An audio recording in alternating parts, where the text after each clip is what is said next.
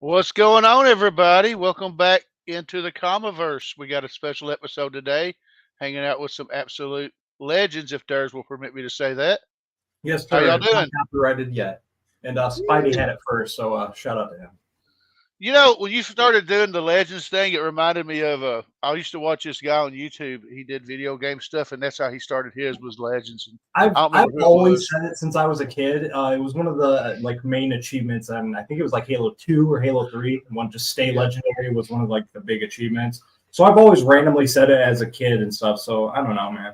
I wish I was a kid when Halo came out. That would Yeah, have been great. I was 12. I was 12 when Me it came too.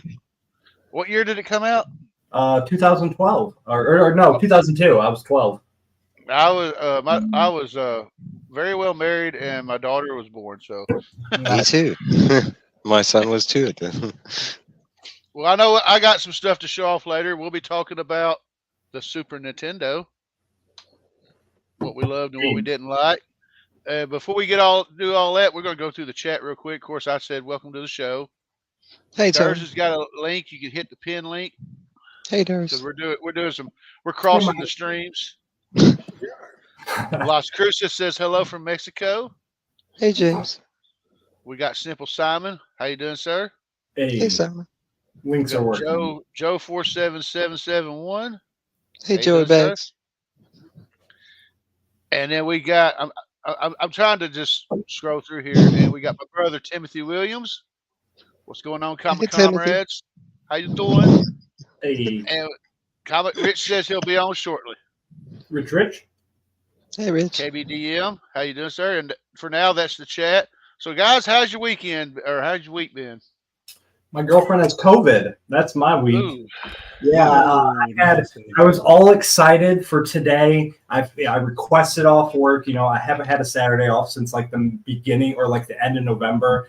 And then my girlfriend tested positive for COVID. So I've been off Thursday, Friday, today, and tomorrow. And then I go back to work. I've been keeping my distance, no symptoms. She's just been kind of sick or whatever. But yeah, for the past like 3 days, she's been sleeping on the couch. I've been sleeping upstairs, and I'm ready to go back to work, man. House crazy. I'm negative, so that's where I'm at. How you doing, Chop? Chop. Chop. Hey, Chop. I'm going to compete with Durs. Tuesday, I had off to take my mother in for an angiogram. Guess what? They decided to keep her for 48 hours. So that was just magical. She came home Thursday night. It's the same pain in my ass she's always been. I love her. I have to cherish every moment I have left with her. But hey, Exactly. she went to work today, and I went to a comic book signing, and now she's upstairs watching the Univision news. So it's all right for She when went to work. That is amazing. I love her. Tell her I said good job. Yeah. Also, don't do that. Stay Also. I'm like, you're 82, and they told you we're a little worried about all the plaquage we found with this angiogram. And she's like, I'm just gonna see a couple of clients, and I need to get some money. Like, I ain't worried about no plackets. Yeah. I'll just be happy to hit 82. So shout out to your mom, bro. Yeah, she's awesome. Right. Real legend. Listen, she is awesome. She is truly legendary. And my niece the other day ran into somebody who recognized my niece just because of my mom. And she's just, my niece works at this local fancy grocery store, and she's like, oh my God, I forgot that my grandmother is Newburgh royalty. And I was like, yo, this is the best thing I've heard. Nice. Cool. Well, I'm gonna go ahead and talk about something I'll be talking about till March 23rd. So we're gonna roll that. I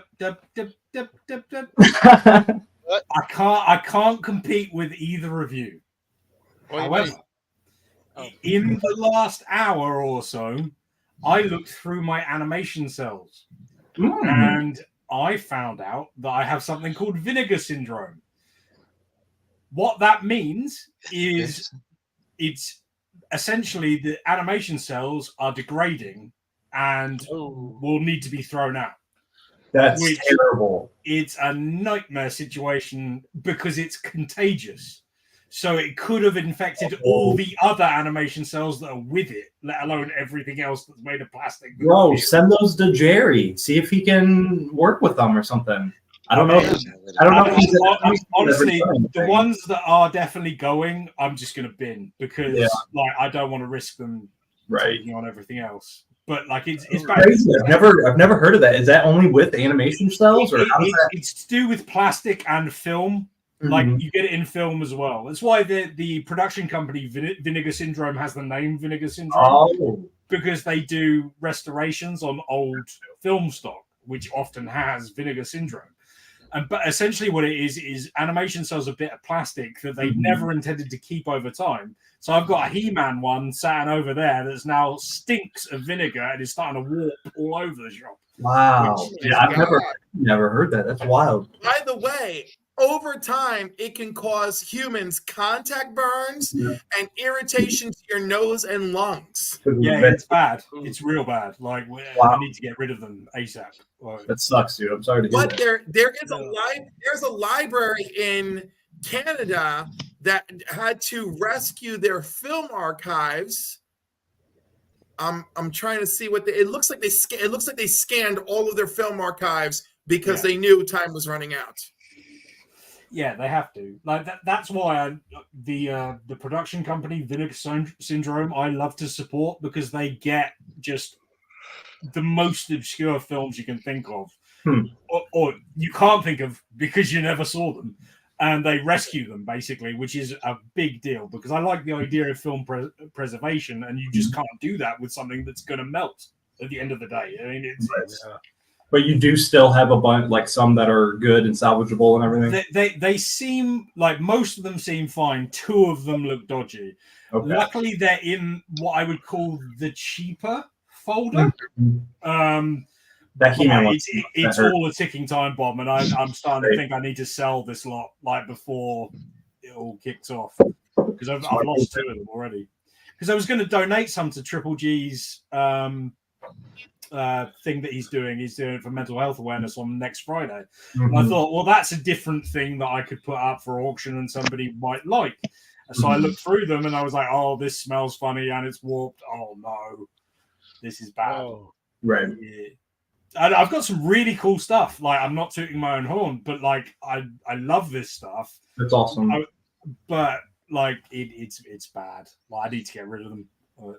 Like I really don't want it to happen to the Guyver and Akira cells that I've got because just don't have like Akira particularly is a big deal. That's like a museum worthy. Deviate, start airlocking them immediately. Yeah. Oh, well. Joe put a comment that said do a giveaway, but I don't think you can you? Not with something like that.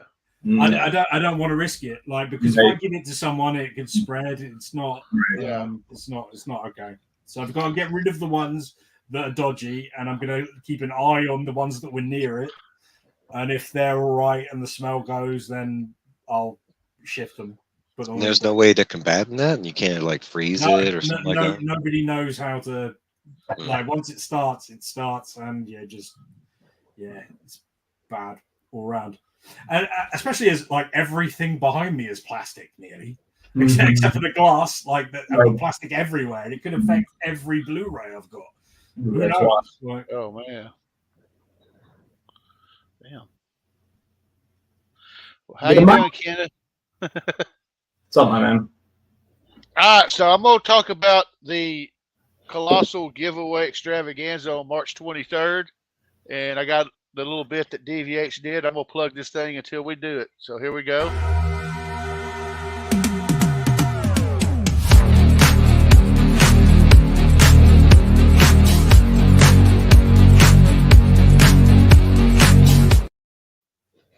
Gotta say, I love that music, man. It's a bop. I will say all my giveaways will be Vinegar Syndrome free.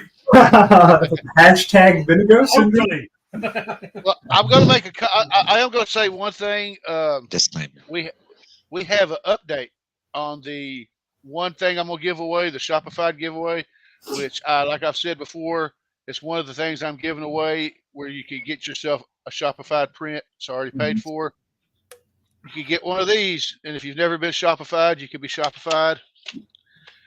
All you gotta do is go to Instagram, check out Shop, and get shopped for the Shopverse.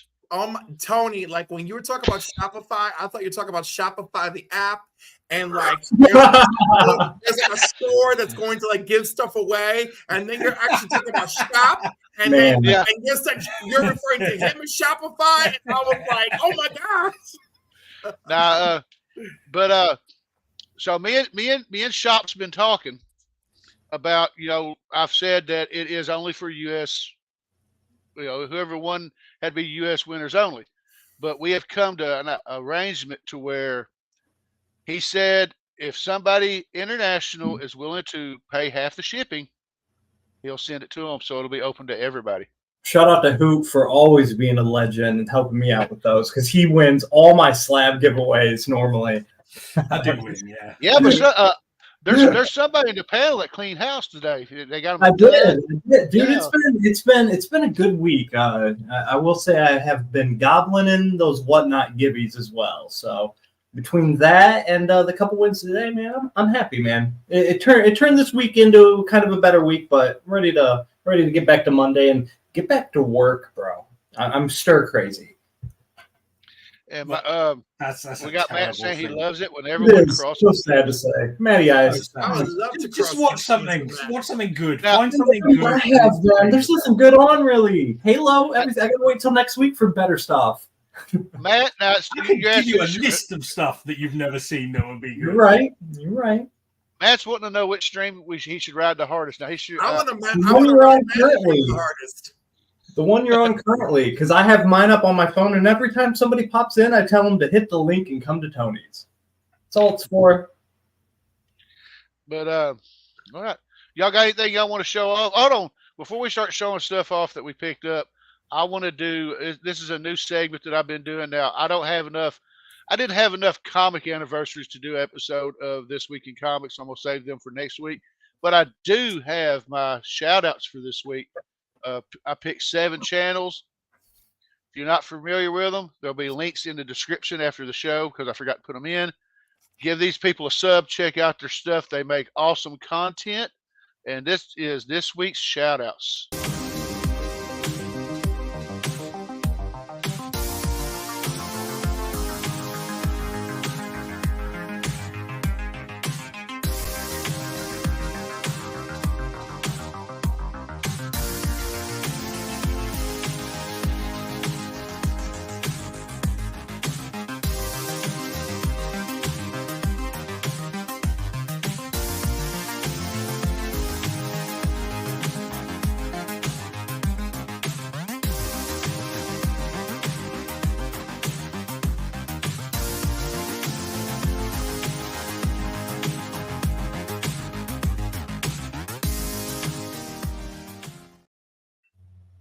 Like I said, just check out their stuff. Give them a shout out.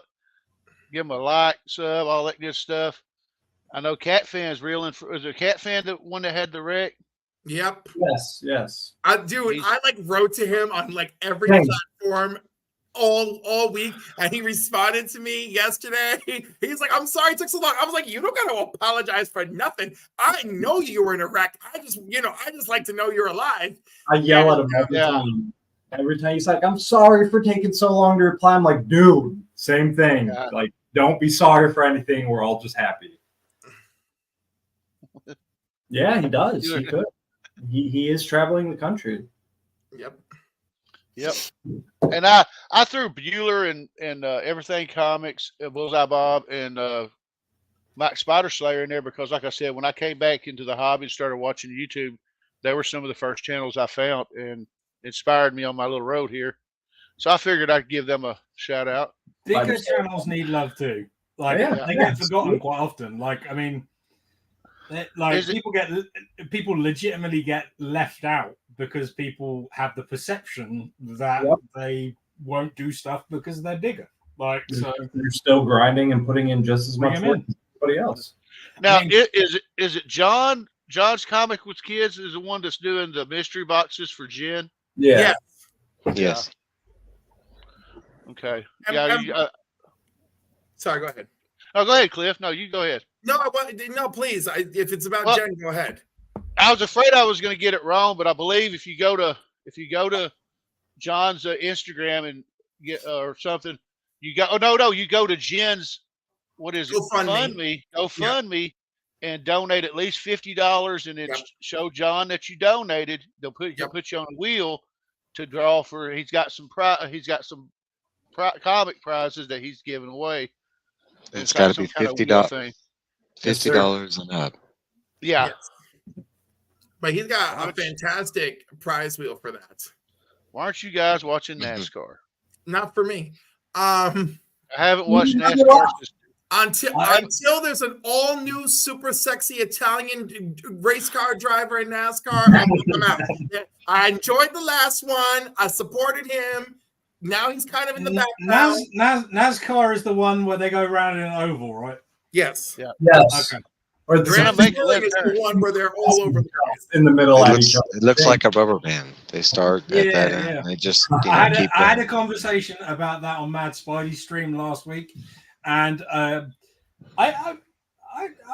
feel like I expressed the fact that I don't understand it very well there. So have a look at that. Yeah. I was going to say I haven't watched NASCAR since Dale died. Oh, never. But also, I just don't watch it at all because I'm not a Need for Speed head, so I was just like, I like sports ball. That's what I stick with. I like sports ball. I told you all I could care less about sports unless it's the New York Giants, and then all of a sudden, I have to call upon the spirit of my ancestors. Cliff literally becomes a super pro. It's insane. Which sports ball is the Giants? New York, American football. The Superlist ball, my technically rivals, because I'm a Philly fan, but my personal rival is the Dallas Cowboys. Oh my God! When I was young, my brother loved the Cowboys. My father, always repping the Giants, and my father was so mad that my brother just suddenly became a Dallas Cowboys fan.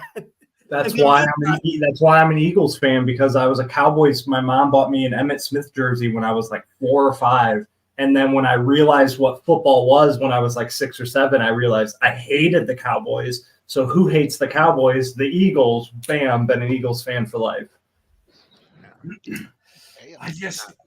And also, you know what's really funny is that I have an irrational dislike of the Patriots. It's hilarious. Yes. Look for Heroes Con for all the multiple hot dogs. Yeah. Now I will agree with KBDM to watch a NASCAR race in person is cool. I think that might be cool. Just loud, and just to watch all the drunk Americans. Most live sporting events I've been to, except baseball, have been fun live. To be fair, to baseball, I was only about 11, 10. So therefore, I wasn't binge drinking when it was on. So it might have been better had I been able to drink. Baseball. I agree. Baseball. I've been to a lot of baseball games, and it's tough to watch, especially if both teams aren't doing anything. It could go 4, 5, 6 innings, and nobody's scoring, nobody's doing anything, and it's just a snooze fest. Any kind of motorsport, it's a different kind of stadium event. But I'll tell you, the worst thing about it is you're just gonna sit there in silence because you can't hear nothing. Yeah, the roar of the NASCAR, bro. I went to Daytona, man, you talk about one of the worst experiences. You just sit there and you can't hear nothing. You just stare at at least with monster trucks, you get stuff getting crushed and they do fan engagement, but still the whole time you're in headphones, you can't hear nothing. Yeah. I do have a soft spot for monster trucks though. That's monster trucks I can get behind because at least they're crunches, they're not racing. They're just they're doing stuff. Yeah. They bring out car robots and they're crunching other cars. Robots and breathe fire and stuff. Transformers. So I'm about it. What's going on, Perry Comics? John, I gave you a shout out earlier. I hope you caught it.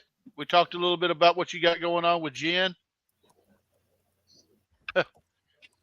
Marlboro Matt. Why the hell? I like the way you paused there, like you expected him to answer. That was great. Maybe he will. And to answer your question, Marlboro Matt, they just weren't in the background I picked. All right. That is a good game. And John Hanson, much appreciated, sir. Yeah. All right. So, anybody got anything they want to show off? I got a couple things if nobody else got anything. I was going to say within reason, Cliff. Yeah, just because it's my past couple day haul, so I got you. Why just Cliff? I resent that. He's trying to say that you don't have a big stack. All yours is vinegar filled. You're gonna have to throw it out, right? He knows you don't have a big stack. I figured DVH is a well-mannered Mal, and who wants to go first? That's a popular misconception. Right. I can go. All right, whatever. So my big stacks in this box, that will be Monday, ABX Comics and Games. But I had to pick this up from my local LCS. Banger issue number 2. Yeah, that was good. Cover A came in damaged from ABX, so I just got a different cover from them. And same thing with Spawn. This cover came in damaged at ABX, so I have every single cover, though, in this box over here, besides this one. So grab that. I could say that. I ordered them all. And then, FOMO, comic book community, man, Michael Myers, he follows you around everywhere. So he caught up to me. So I grabbed this one. $15, free shipping. Couldn't beat it. Just had to get it. And then, like I said, man, giveaway Goblin on Whatnot. Got that Rob Liefeld signature right there, baby. And then I just unboxed this. If you haven't seen it in my video, you're going to see it here. Yep. First Dinobots. Dinobots.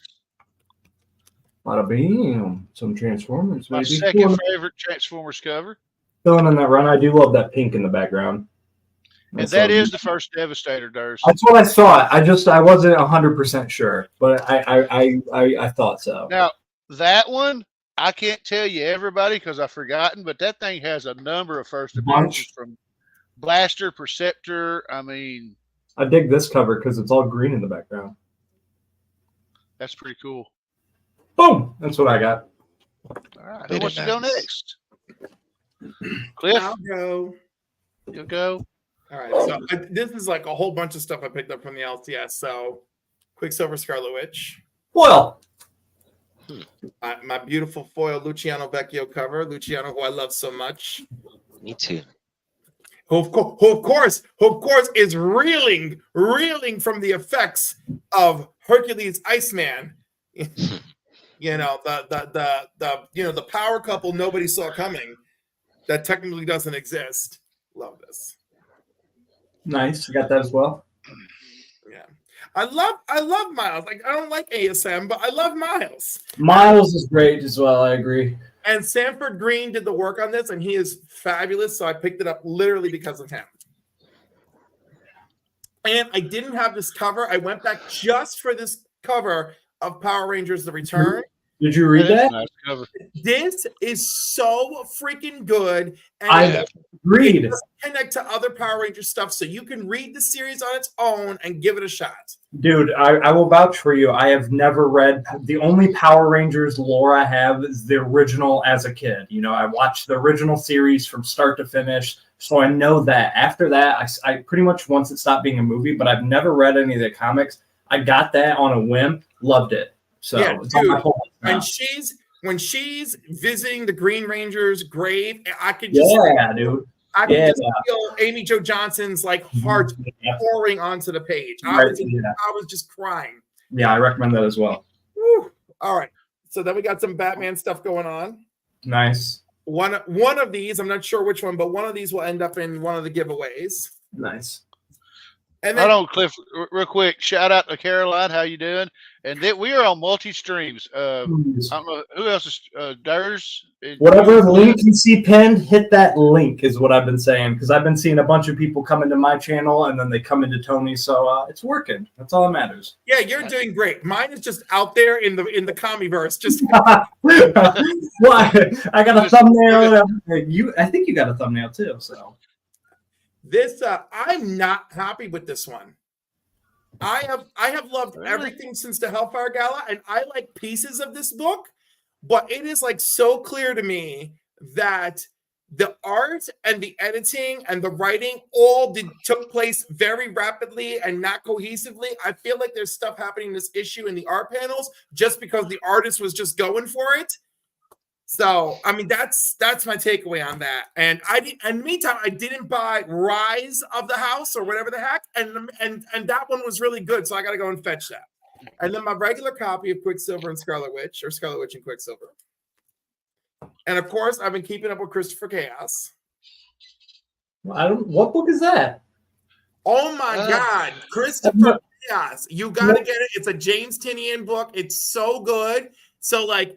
The Oddly Pedestrian Life of Christopher Chaos, which of course is not pedestrian. Like Christopher Chaos is like super smart, like super science, and like his life is like boring, but like immediately issue 1, everything turns upside down. His town has got like weird semi-cosmic voodoo shit happening. So like, I'm not sure if this will hurt your heart, but if Marcus is watching, this will hurt his heart. I gave Something is Killing the Children 2 tries. I gave something the other spinoff or whatever. I forget it was called House of whatever. That 2 or 3 issues, couldn't get into it. So I'm like, James Tynion, he's just not for me. That's just not what it is. Well, so let me tell you something. 1 second, hang on. I'm gonna wrap it up. I got into World Tree and Deviant. I'm in issue 6 or 5 or 6 of World Tree and 4 or 5 of Deviant. I just dropped them both. I'm cutting ties with James Tynion completely. I can't do it. They're bad. I thought you would have stuck it out for Deviant. I tried. Really I just read issue 4, and it's so like issue 1 and 2, great, hooked me. Issue 3 was like, okay, if it doesn't pick up, I'm dropping it. Issue 4 was like done because and it's all because of Ghost Machine and all the Spawn books' fault, man. If you're not a banger, if you're not a grade A book, you out of here on my pull list because of Ghost Machine right now. I'm sorry. Gotta rep the set. Gotta rep the sets, bro. Dare you? I'm sorry. I tried at least. I gave it an old-fashioned try. I have to come out and I have to defend Deviant on everything. And Deviant, I thought Deviant was just going to be some kind of horror thriller, but Deviant is this beautiful book about what it means to. And you're right, 100%. Be a man, cultivating your personality as a man. I didn't realize this deep dive was going to be taking place. I just wanted the slasher. I just wanted a good slasher. So, like, it's you're right. Both, and I'm loving it. You're right on your end, but for me, it's just not it. So, anyhow, I don't know what to tell you. I'm out. I'm out. Having a grand old time with this book, you know. Everyone's a little bit supernatural or superpowered in, of the main characters, having a good time. Look, John's comments from kids. Deviant is excellent, fascinating. Yes, John, yes. All right. And then, of course, Action Comics has been great. I mean, I know people, Jason Aaron, I don't know, but this Bizarro story, really good. And then, of course, I picked up the Joker Part 3. Nice. So one of those can end up in the giveaway. Basically, Part 1, 2, and 3 will end up in one of the giveaways. And I got Spider-Boy. And I got this fabulous X-Force. I guess this run of X-Force will end at 50. But, I mean, just Beast running to get his boy Wonder Man. I mean, come on. I love it so much. Sorry, lady. Still love you. This has been a fantastic story taking place on Kingdom Come universe. You get a trade, dude. And Kingdom Come Darkseid shows up. I'm trade heavy for DC right now. I basically dropped all DC except Green Lantern, and I'm going strictly trades with them. And we all know this. We all recognize the Ultimate Spider-Man. And then, because this will probably also end up in a giveaway. Nice. That one pops. Oh, yeah. That one pops real good. So I try. It's really funny because like Sam and I, when we were bargain shopping the other day, it was like, oh, it's so great because we can, oh my God, I'm going to fall over. No, we're like, oh, this is so great because we can pick up stuff for our giveaways.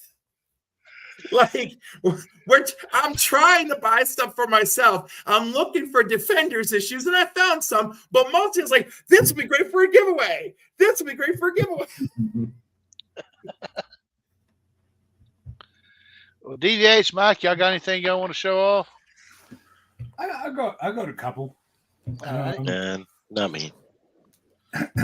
So I did a little bit of unboxing earlier, and I does anybody know why I chose this variant of Superman? The Lex on Soups thing happening?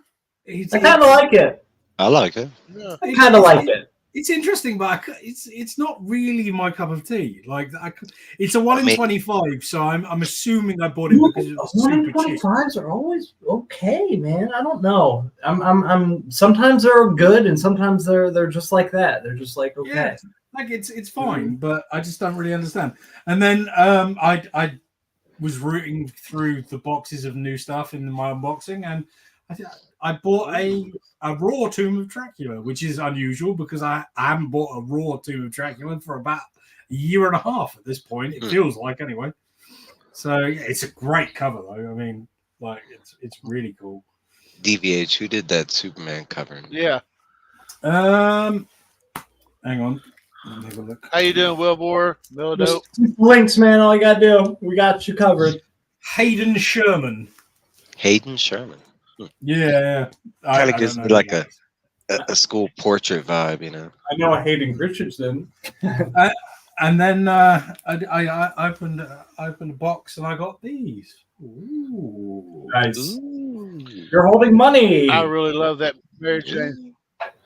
I really love that Mary Jane Peter cover. Well, like I spec'd wrong in so much as I ordered 2 copies of this one, not 2 copies of this one, which it turns out is worth more.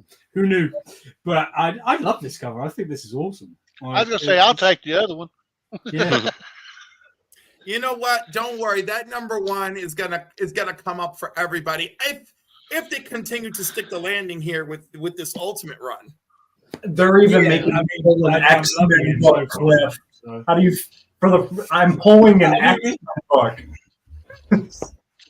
That's fantastic. Well, FOMO is real, so enjoy your X-Men. Dude, the story's been good. It's not about the FOMO for me. I've been issue 1 and 2 of Black Panther was great. Spider-Man, top notch. Black Panther, I thought it was a strong. Ultimate Invasion was good too. To be clear, I pre-ordered these. It's just that I just randomly selected a box to open in the hallway. That's all. It happened to be this one. So, DVH, that cover you were just showing.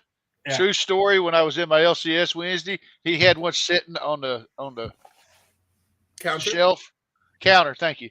And I kept staring at it, and I went, "Oh man, I want that." He said, "Tony, that's for somebody's file." I'm like, "Well, why the hell is it out here where I can see it? Why is it on display?" Hey, Rich. What's up? Sorry, guys. Better late than never. I'm good. Well, before we get to me, you got anything you want to show off, or? I have absolutely nothing this week, man. I just came to hang with all you beautiful people. Cool. Well, we're gonna. I guess we'll get to me then. Whoa.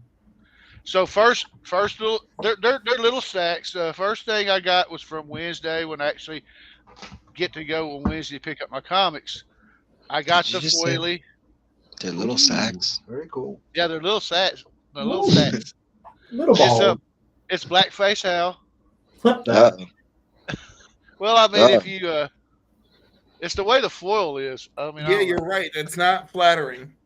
Yeah, no, it's not. And I didn't get cover A, but I got a cover. Yes. Very cool. I was happy to actually get one, and they didn't have any of the second prints of issue 1, but since thanks to Cliff, I didn't have to worry about it because thousands of them were damaged. Then somehow I ended up with another copy of this, so this one's going to go in the giveaway. Nice. Jay Lee. I also unboxed that today. I love Conan at the moment. Yeah. It's really good. So where's that hand going? Just saying. Anyway, new G.I. Joe. I really like, when I first started reading it, I wasn't too crazy about it, but every issue I've really liked it. The artwork is. It's Larry Hama. It's your boy. How could you not love it? It's fire. To be clear, though, it isn't connected to the Energon universe, is it? Right. No, it's not. It's just continuing that. Everything Larry Hama has worked on from issue 1 at Marvel to now, it continues. Yeah, that's what I thought. I got this. Now, I like this issue. I don't think it was as good as the first issue, but I still liked it nonetheless. I didn't like it that much, honestly. I was like, I mean, it didn't have any Transformers stuff, which is an issue for me. But, I had to get that covered. Every issue doesn't have to be a splash page of a new Transformer. I know. I'm wondering whether that's why I didn't enjoy it so much. Maybe I'm only enjoying that. Listen, I want to defend DVH a little bit. When you know that he's got Megatron's corpse in the background, how can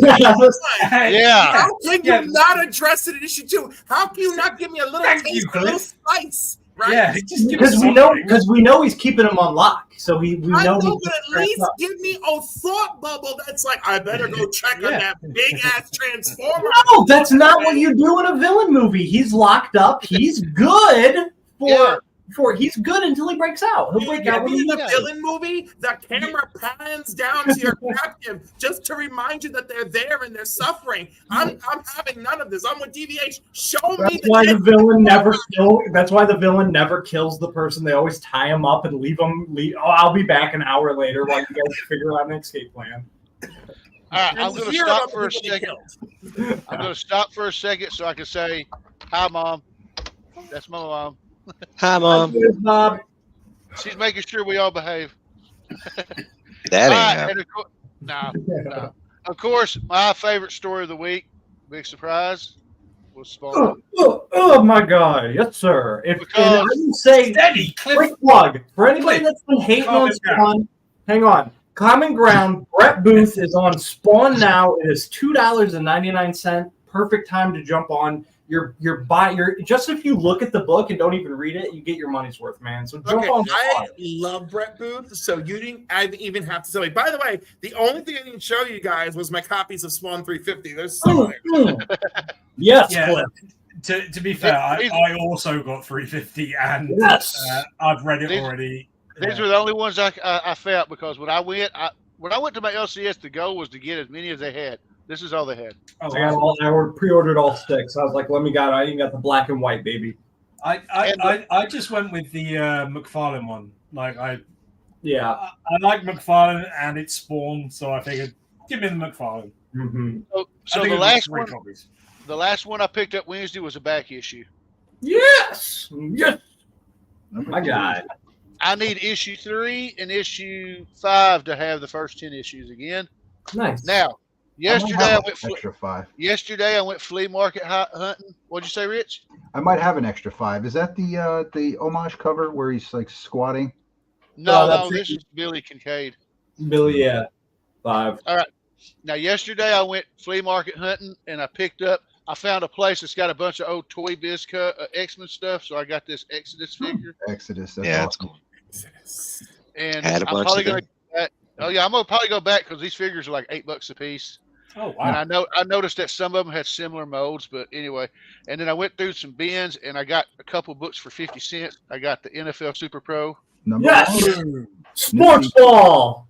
Sports Ball for 50 cents. The Super Bowl. And I knew Marvel did an adaptation of RoboCop 2, but I didn't know they did a prestige format. Nice. I'm vouch for that as well. Yeah, I'm pretty sure that story retells the original script that Frank Miller did. RoboCop 2 originally was written by Frank Miller, and then they rewrote it all, and he did it in comic book form later on. I got a bunch of random RoboCop issues. But while I was there at this flea market, this one particular booth, the guy said, "Hey, that guy's got his own store, so you ought to go check it out." And while I was there, I picked up a couple more books, and one of them was this. Oh, nice. That's our Angel's first appearance, right? Right. Well, first cover 23 was technically the first. Yeah. I know my ex-guy facts, but that's the more desirable one. Yeah, and right, because he's on the cover. He's a cameo in the previous one, right? Cameo. Yes. I love how we have the brain debate. I've decided for my personal taste, if you did not get a full page shot, I'm calling you a cameo. If you got a full page shot, I'm upgrading you to first appearance. I think as a collector, if you're into that character, you should 100% not even care own them both. And That part is true, but for cataloging in my brain, I'm agreed. saying. You're right. And the last book I picked up, because now I guess I wanted more of them. Durs and Scott say they can't pass up not getting one. They had 5 copies of this book. I just bought one. How much were they? How much were they? This one I paid $10 for. Oh, okay. I was gonna say if they were like $3 or $4, I might have bought the whole stack. Oh, dude, if there were $3 or $4, I'd have bought all of them. Yeah, But $10 this a one- pop. Yeah, nice buy. This In one good may condition too. This one may go in the giveaway, Nice. Nice. and that is me in a nutshell. Did you guys talk about the N64, the Super Nintendo yet? Or did I miss that? No, Good. Yeah, we've been all over the place. We're building up to it. That one doesn't will- count. That's not the. That one doesn't count. No. Look. I don't have a real Super Nintendo. I've got this little mini. But Okay. Before we get to Super Nintendo, Oh, he's got real games. That counts. I have other video game news that we need to talk about first. Like Alright, Elden hold Ring on. DLC is the only video game news that matters, Alright. right? No. This is the most important video game. He's gonna talk about Star Wars. Nope. No, I'm My going heart to talk is about blown. Doom. Oh, Has anybody heard the Doom news? Let me hear. Doom. The Dude, second one was worse than the And this first. is one of the greatest technological advancements in human history, as far as I'm concerned. Doom will now be available to play on your lawnmower. Oh yeah, it's already playable on vacuums and refrigerator. Get out of here. Like You can play it on your refrigerator if you have a Sony Smart and no, but it's built into the lawnmower. Like I there's, I saw with screens and shit. I saw that on the vacuum. on IGN they had a trailer for it earlier today, and I was like, this is insane. Like, why have we come to the point where we need to play Doom on a lawnmower? That is why See- It's entertaining on the lawnmower, apparently. See, what happens next is you get the news article that says man was killed while playing Doom while mowing the lawn. Cuts his foot off. A real Blames it on the video game. nightmare. I'm done now. Yeah. Oh, okay. Doom. It's pretty scrolling epic. through the- See, I thought he was going to say something like they finally made a real working BFG. Oh, that would be great. Would you I'm want for one? that. It just kills everything. What are you talking about? No, I wouldn't want one. I'd want to watch one. Oh, on a like video on on a YouTube. testing? Yeah, far away. Never be anywhere near it. Like, that would be good. Because you just launch the bullet and it goes out and then it's like, yeah, everything's gone. I love Doom. So, I guess we'll go. Unless y'all got anything else y'all want to talk about, we'll start talking about Super Nintendo. So how should we begin this discussion? What are some of your favorite games? Okay, let's start it like this. What were some of your favorite games that came out on Super Nintendo that were not Nintendo party games? I'm talking about third-party games. I remember that without looking. Yeah. I liked all the Super Star Wars, man. Super Star Wars, Super Empire, Super Return. How about who bought the system on launch day? I did. No, I had to mow some yards to get mine. Yeah. Genesis and Super Nintendo were the first two I bought with my own money. I traded in my TurboGrafx 16 to buy it. Yeah. Trader. Oh my God, you traded in a TurboGrafx 16. Do you know how long it took me to buy a Super Nintendo? Do you know what game came out that made me buy the Super Nintendo? Super Mario World, right? The Death and Return of Superman. Oh, dude. I was going to say Earthworm Jim. Good game. No, it was like, dude, I was just enjoying my Sega Genesis and like not really caring too much. And my brother brought a PlayStation, which, I think that was the right time for the PlayStation. But anyhow, when I saw the Death and Return of Superman, I was like, oh, let me smash all the picky jars in the closet and let me get down to Walmart and buy this. So are we going to talk about the news about Super Nintendo, or are we just talking about like the nostalgia of it? We're just talking about the nostalgia. I don't know if there's any news. Yeah, I don't think there's any news other than like they'll make another rebuild. There is news. The next Switch is going to be called Super Nintendo Switch. It's supposed to come out in 2025, and it's going to have all the Super Nintendo games already preloaded on it and blah blah blah. But I've been calling for because I stay on the forefront of any gaming news, and I've been calling for a Nintendo Switch 2 for I don't even know 3 or 4 years now, because the Switch it just can't handle the games. It's a 10-year-old. But what you're asking for, they're not going to do. It's still going to be under process compared to Nintendo. They're not going to build it up. Would be the worst year to do that, because Phil Spencer at Microsoft says in 2025, Microsoft and Xbox are going to show the new system that's going to basically catapult gaming 10 years into the future. It's going to be like when we first saw the 360 and PlayStation 4, basically, when those first came out. That's the experience he's looking for a revolutionary system. So that comes out next year.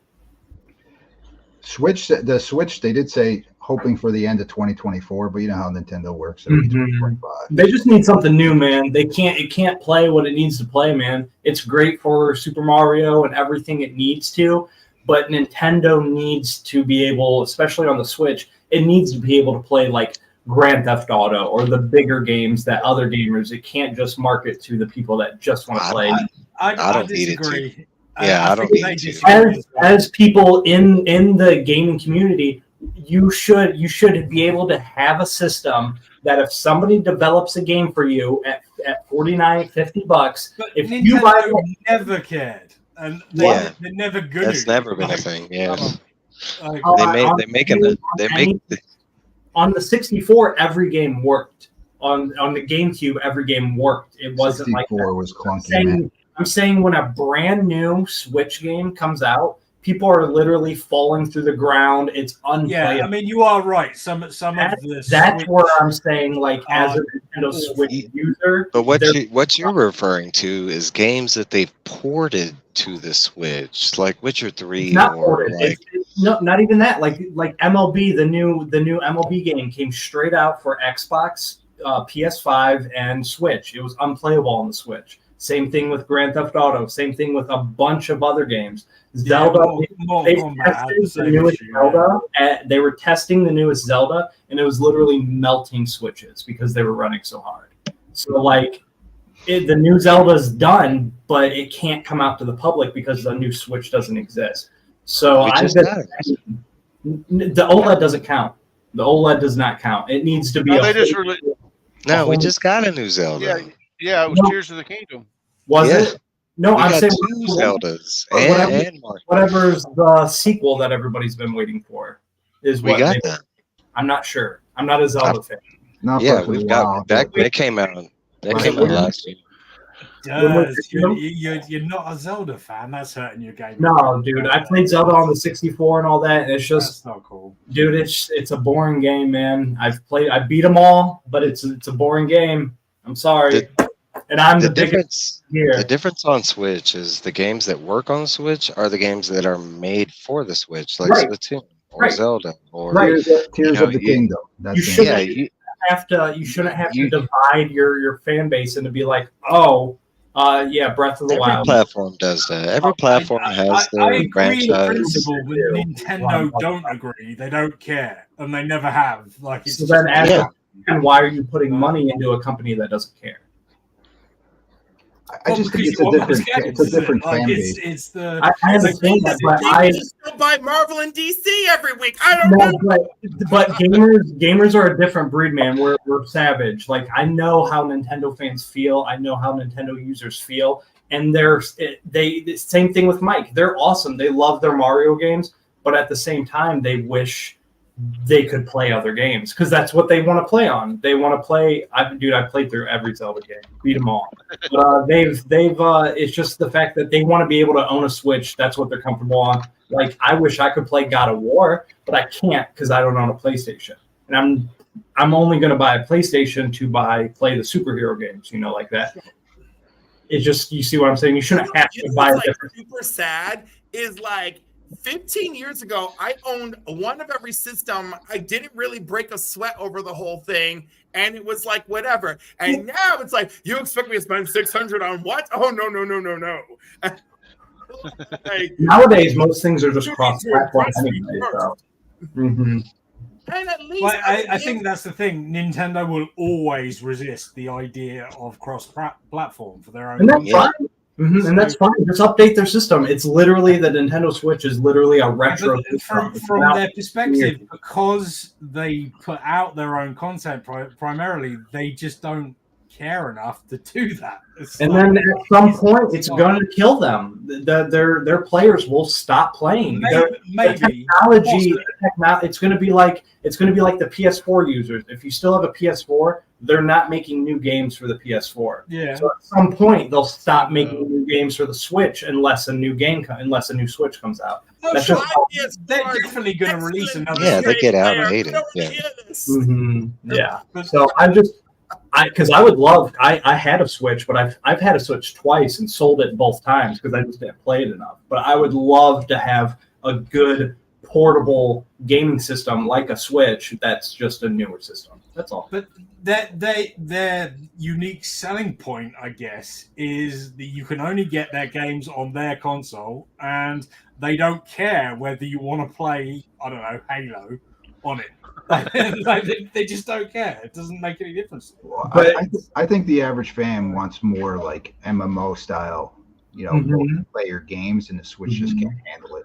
Right. I'm surprised it handles Fortnite. I also want to say and remind people that the GameCube, the Wii, GameCube was fire. And this awesome. One, they're all innovative and still more Nintendo focused every time. I mean, I don't know about anyone's experience with games they can't play on the Switch, right? Here's the thing. I do know that certain games that I owned were a little bit lesser on the GameCube, but I didn't care because I was having. GameCube had a more wider range of like shooters and blah blah blah, sports games and everything that you could play, and it wasn't just like, play Mario Sunshine or nothing else. And I agree with you. There's that the GameCube was built to compete with what was out during that. That was a PS2, and that was the original Xbox. Mm-hmm. Now it's obsolete, and Switch has only stepped up this much since then. Right. So. Have y'all ever looked at sales for all the systems based on the releases that came out? Nintendo has never been out on top. The only time they were was during the Nintendo era, and that's it. Mm-hmm. But do you know why Nintendo is still a huge company and they're still putting out games today? Because they're not worried about competing with the other two. They have enough franchise game. I mean, you're talking about like you can't name like more than 5 huge franchises on Xbox and PS until certain points in their career. It's different with Nintendo. They started right off the bat with huge franchise games that have been going on since then. But look at their sales real quick. Look at their sales. When you go into a game store, Nintendo has an obligatory, like a contract with retailers, with GameStop, with anything. It doesn't matter how old your game is. Certain games can never go under like $40. So a game could be 7 or 8 years old, and you're still paying almost brand new prices at used game stores. That's why Nintendo makes so much more money, because you can go to Xbox, and if a game's 2 or 3 years old, you're getting it for $5 or $10.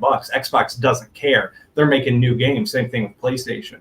But like Nintendo, their games are always going to be not even just a retro reselling thing. It could just be at a retailer if it's sealed. That's called the standard of a good company. Look at Disney. Look at Marvel. Look at that's the standard of a good company. If you have a good company, their stuff is going to be expensive, long-term value. I do agree in principle with you, Durs. I just don't think that they care about it. Like no, they don't. They never have. And at some point, I mean, you brought up the GameCube, and the GameCube is actually one of the systems that had less like of a category for more adults to play. It had like the least first-person shooters. It only has like 2 successful horror games on it. It was the one that was campaigned for kids. But it was across the board, like Rich said. It was built to compete. There's a difference. There's a total difference, and especially in the day and age we live in, and with what Microsoft is doing next year, and what I whilst we're talking GameCube, I have to shout out Metal Gear Solid 1 on the GameCube, where they redid all the animatics and got the director of Versus and Godzilla Final Wars. Godzilla on GameCube. It's Star Wars phenomenal. Bounty Hunter, man. That game was awesome. We got our first Resident Evil remake was on GameCube. As much as I'm kind of enjoying this, we really left Super Nintendo way. Yeah, that's what I was thinking. Still on Nintendo. We're just working backwards. But that was not the point. We'll get I started it. Sorry about that. You guys knew I was in a ranty mood tonight because of WWE. I know, but I was waiting for it to come up out of Spawn, not from this. But it was fun. It was a Spawn I game. was waiting for you to go, I can't believe this bitch is king of hell. Oh my God. Like, I was waiting for that. That was a Spawn game, right? The best fighting game I've ever played was Super on Nintendo PS1. Yeah, I had it on Super The Nintendo. best fighting We game. Yeah, never Spawn. brought it back. Spawn was There on was a Super Spawn game. Yeah. There we go. Super Nintendo. Nintendo and PS1 Yep. and Xbox. Did you guys have the gun for the Yoshi game? The gun? No. I never, like, I don't know how it was for you guys, but, like, I never met anybody that had the gun. I did. Dude. I never met a guy that had Still, the so gun. like at my dad's, I still have my 64. I still have tons of games. I still have the gun. I still have my Nintendo. I still have all the games. It's just in storage. But you were basically like, if you see the top little panel is like Mario riding Yoshi. You were on Yoshi on a set course on a road, and like you would shoot Goombas and stuff as you rode around them. Never saw It barely worked. Yeah, I don't remember that one. Yeah, it was dope. I can't remember what it's called. Yoshi's something, but it came with the gun. Yeah, Mario RPG was fire. Yeah, it's a big gun with like a little. I remember the gun. I don't remember the game. The look it bazooka. up. It looks like a bazooka. It said they called Yeah, it like the light something. I can't remember. It was but, it was called the Super Scope 6. yeah, there Yeah. you go. And I want to say it dropped with like a robot game. Like Why was it called the sixth one? Yoshi's Like, what Safari. was the other Yoshi's Safari was the Oh. game. Mm-hmm. Oh, Yeah. Oh, Yoshi's- I forgot about that completely. I never played it. I thought about buying it when it came out, and I had a friend that bought it, and I went and played his, and I just didn't buy it. We The didn't. Super Scope 6. Yeah, we didn't use it for long. I want to say it was like real gimmicky. We played it like when it first dropped, and then it just went to the closet and sat there. Hey, Caroline. You know.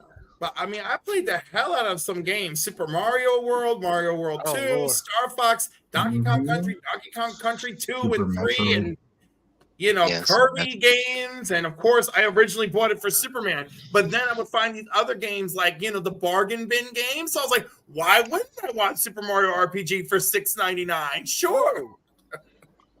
The Endo Nerd says he was the 1994 Blockbuster Video World Championship winner in Canada.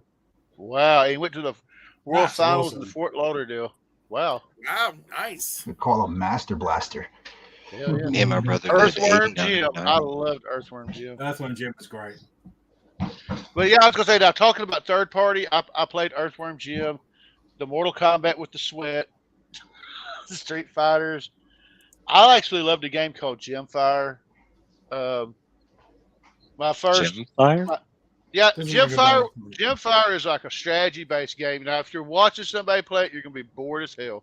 But you're basically, it's this little island, and the story is these 6 gems get scattered out. It's magical, and you're basically taking over the whole continent through warfare, building up your armies and crops and stuff.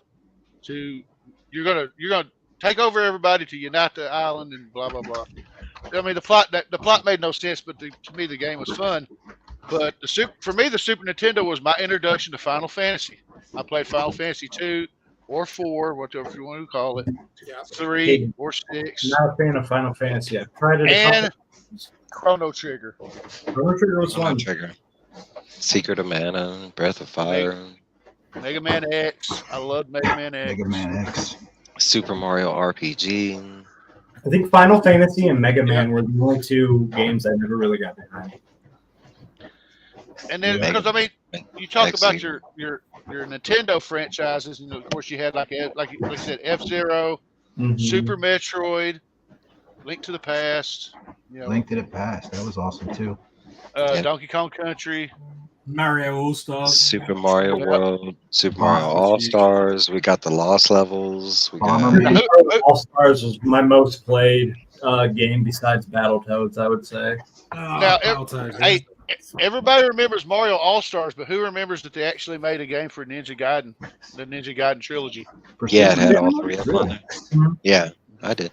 And they brought it back. They brought them all back for. They were all on the original Xbox. Yep. And the one Batman game for the Super Nintendo that I had so much trouble with, and that was Adventures of Batman and Robin. I love that game. That's the one, right? No, that's the animated one. I had the Batman Returns game on the stairs. That one was good. It was awesome. The worst one for us was on Genesis, and that was Batman Forever. Was that the one? Was that the one in the Michael Keaton universe? Batman Forever? Yeah. No, it's Val Kilmer. You fight the Jokers and stuff like that? No, that would be the Batman. This one looks like Mortal Kombat. It looks and plays like Mortal Kombat, like the first Mortal Kombat, but it's a side scroller. The scrolling beat 'em up one would have been Batman Returns. And that was really fun. It was a cool game. Graphics. Batman games were good though. There were a lot of cool fighters, but one of my favorite fighters was not Street Fighter. It wasn't Killer Instinct or anything like that. I got a kick out of playing a game called Brutal. It's called Brutal. Yeah, Brutal was Fury. Oh yeah. I love that game. And like Rich said, all the Star Wars games were hard as hell. Yeah, Shaq Fu. You had Brutal. Bro. You had Street Fighter, Mortal Kombat. You had Samurai Showdown. You had. Oh, I forgot to mention Zombie Ate My Neighbors. I love that game. I have that today. I have Kirby was fun. I wasn't a Mega Man kid. I was a Kirby kid. Super Bomber Man was. I'm not gonna. I don't mean to change gears, man, but they got to thinking of the fighter games. They need to make another Injustice, man. Yeah, cool. Injustices were dope. I'm not I'm a gamer through and through. I'll put money on any game against anybody except fighting games. That is the one game that is my Achilles heel. I'm not very good at fighting games. They're fun though. Just gotta look up all the codes and know the characters. Dude, I just can't. I get destroyed, man. I ain't gonna lie. As I say, I think Killer Instinct came with that music CD. Yeah, Killer Instinct. I played that CD to death. I mean, we played. I remember getting that for Christmas, Killer Instinct. With they had that set too. It was fire. And I remember you showing Lion King in the beginning, and I remember that being one of the hardest games of all time, bro. Dude, the Stampede still gives me PTSD. Oh, hard, dude. Because that was one of the games like Battletoads, man. You get to you never lose your life, you'd have to start all over. But that game was very unforgiving because it was all jumping. You couldn't fight back or do anything. Now I'm going to mention another game. Believe it or not, this was one of my favorite Disney games. It was a Mickey Mouse game for the Super Nintendo called I forgot. It was like Mickey Mouse and his Magical Quest or something. I forgot what. I used Castle of Illusion. Well, Castle of Illusion was Sega, right? Game? Sega. Yeah, there was a Mickey Mouse game for Sega, but there was a different one for the Super Nintendo that I really liked. Super Nintendo. I remember they had they on NES they had like the Disney I forget what it was called, but it was like Disney Parks, and you played and it had like different areas of the parks and it had different levels. But basically, this game, every level you had to fight some boss that was inspired by Pete. I mean, it was pretty good. I'm gonna Google it. I was an Aladdin kid when it came to Disney games. Aladdin, man. Aladdin was all right. Magical Quest. That sounds yeah. The Magical Quest starring Mickey Mouse. That's what it was. Yeah. No, I was an Aladdin kid as well, but Aladdin for me was on the Mega Drive. Super Smash Bros. Which Or the Mega Drive, if you know what it's really called. The Genesis. That's what. No, but the Mega Drive did. I mean, like honestly, when Super Nintendo, like for some reason, Disney always had products on both. But I want to say when at that time, like they had more on Mega Drive because we had like the Donald Duck game they came out with, and that one was fire. Like the only Disney games that on that era that were bad were the movie-related games, like Aladdin, like Lion King, like. No, dude, they were good. They were just so hard. No, they were good. They were good. They were just unbeatable, is what I That's should have what said. I'm saying, dude. They were Okay. All the other Disney games, like Castle of Illusion, you could beat that game. Like I forget what what was it called? Donald. It was like I think it was like Mr. Scrooge. Quaxala. I thought it was Mr. Scrooge. It was involved with him. I'm gonna switch gears again. What was the most unbeatable game ever? Ever? The Aladdin or Lion Kings, bro. They were tough. They were so hard. Lion Kings were But I did end up finishing those. Until you play a game. I beat him. Deadly Towers for NES. Elden Ring will teach you a whole new concept of punishment. Yeah, Elden Ring. I beat that game. What'd you say, Rich? Deadly Towers for NES. Oh man. God, yeah.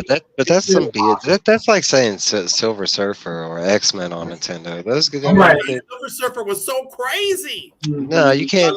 Anything by like what is that company? LBJ or whatever. They're made not to be like. Yeah. Yeah. No, Deadly Towers is good, but yeah, F that game. Yeah, I agree. I remember being the only person that really loved the Beavis and Butthead game on the No, dude, fire! That was on Super Nintendo too. Fire! And that was one of the few cases where like it wasn't an exact port. There was a different version for Super Nintendo and a different version for the Genesis. It wasn't just like. It was Simpsons, like Bart's Treehouse of Horror. I remember playing that too. Okay, like now that's a good Super Nintendo game right there. Is Bart's Nightmare? Bart's who remembers Bart?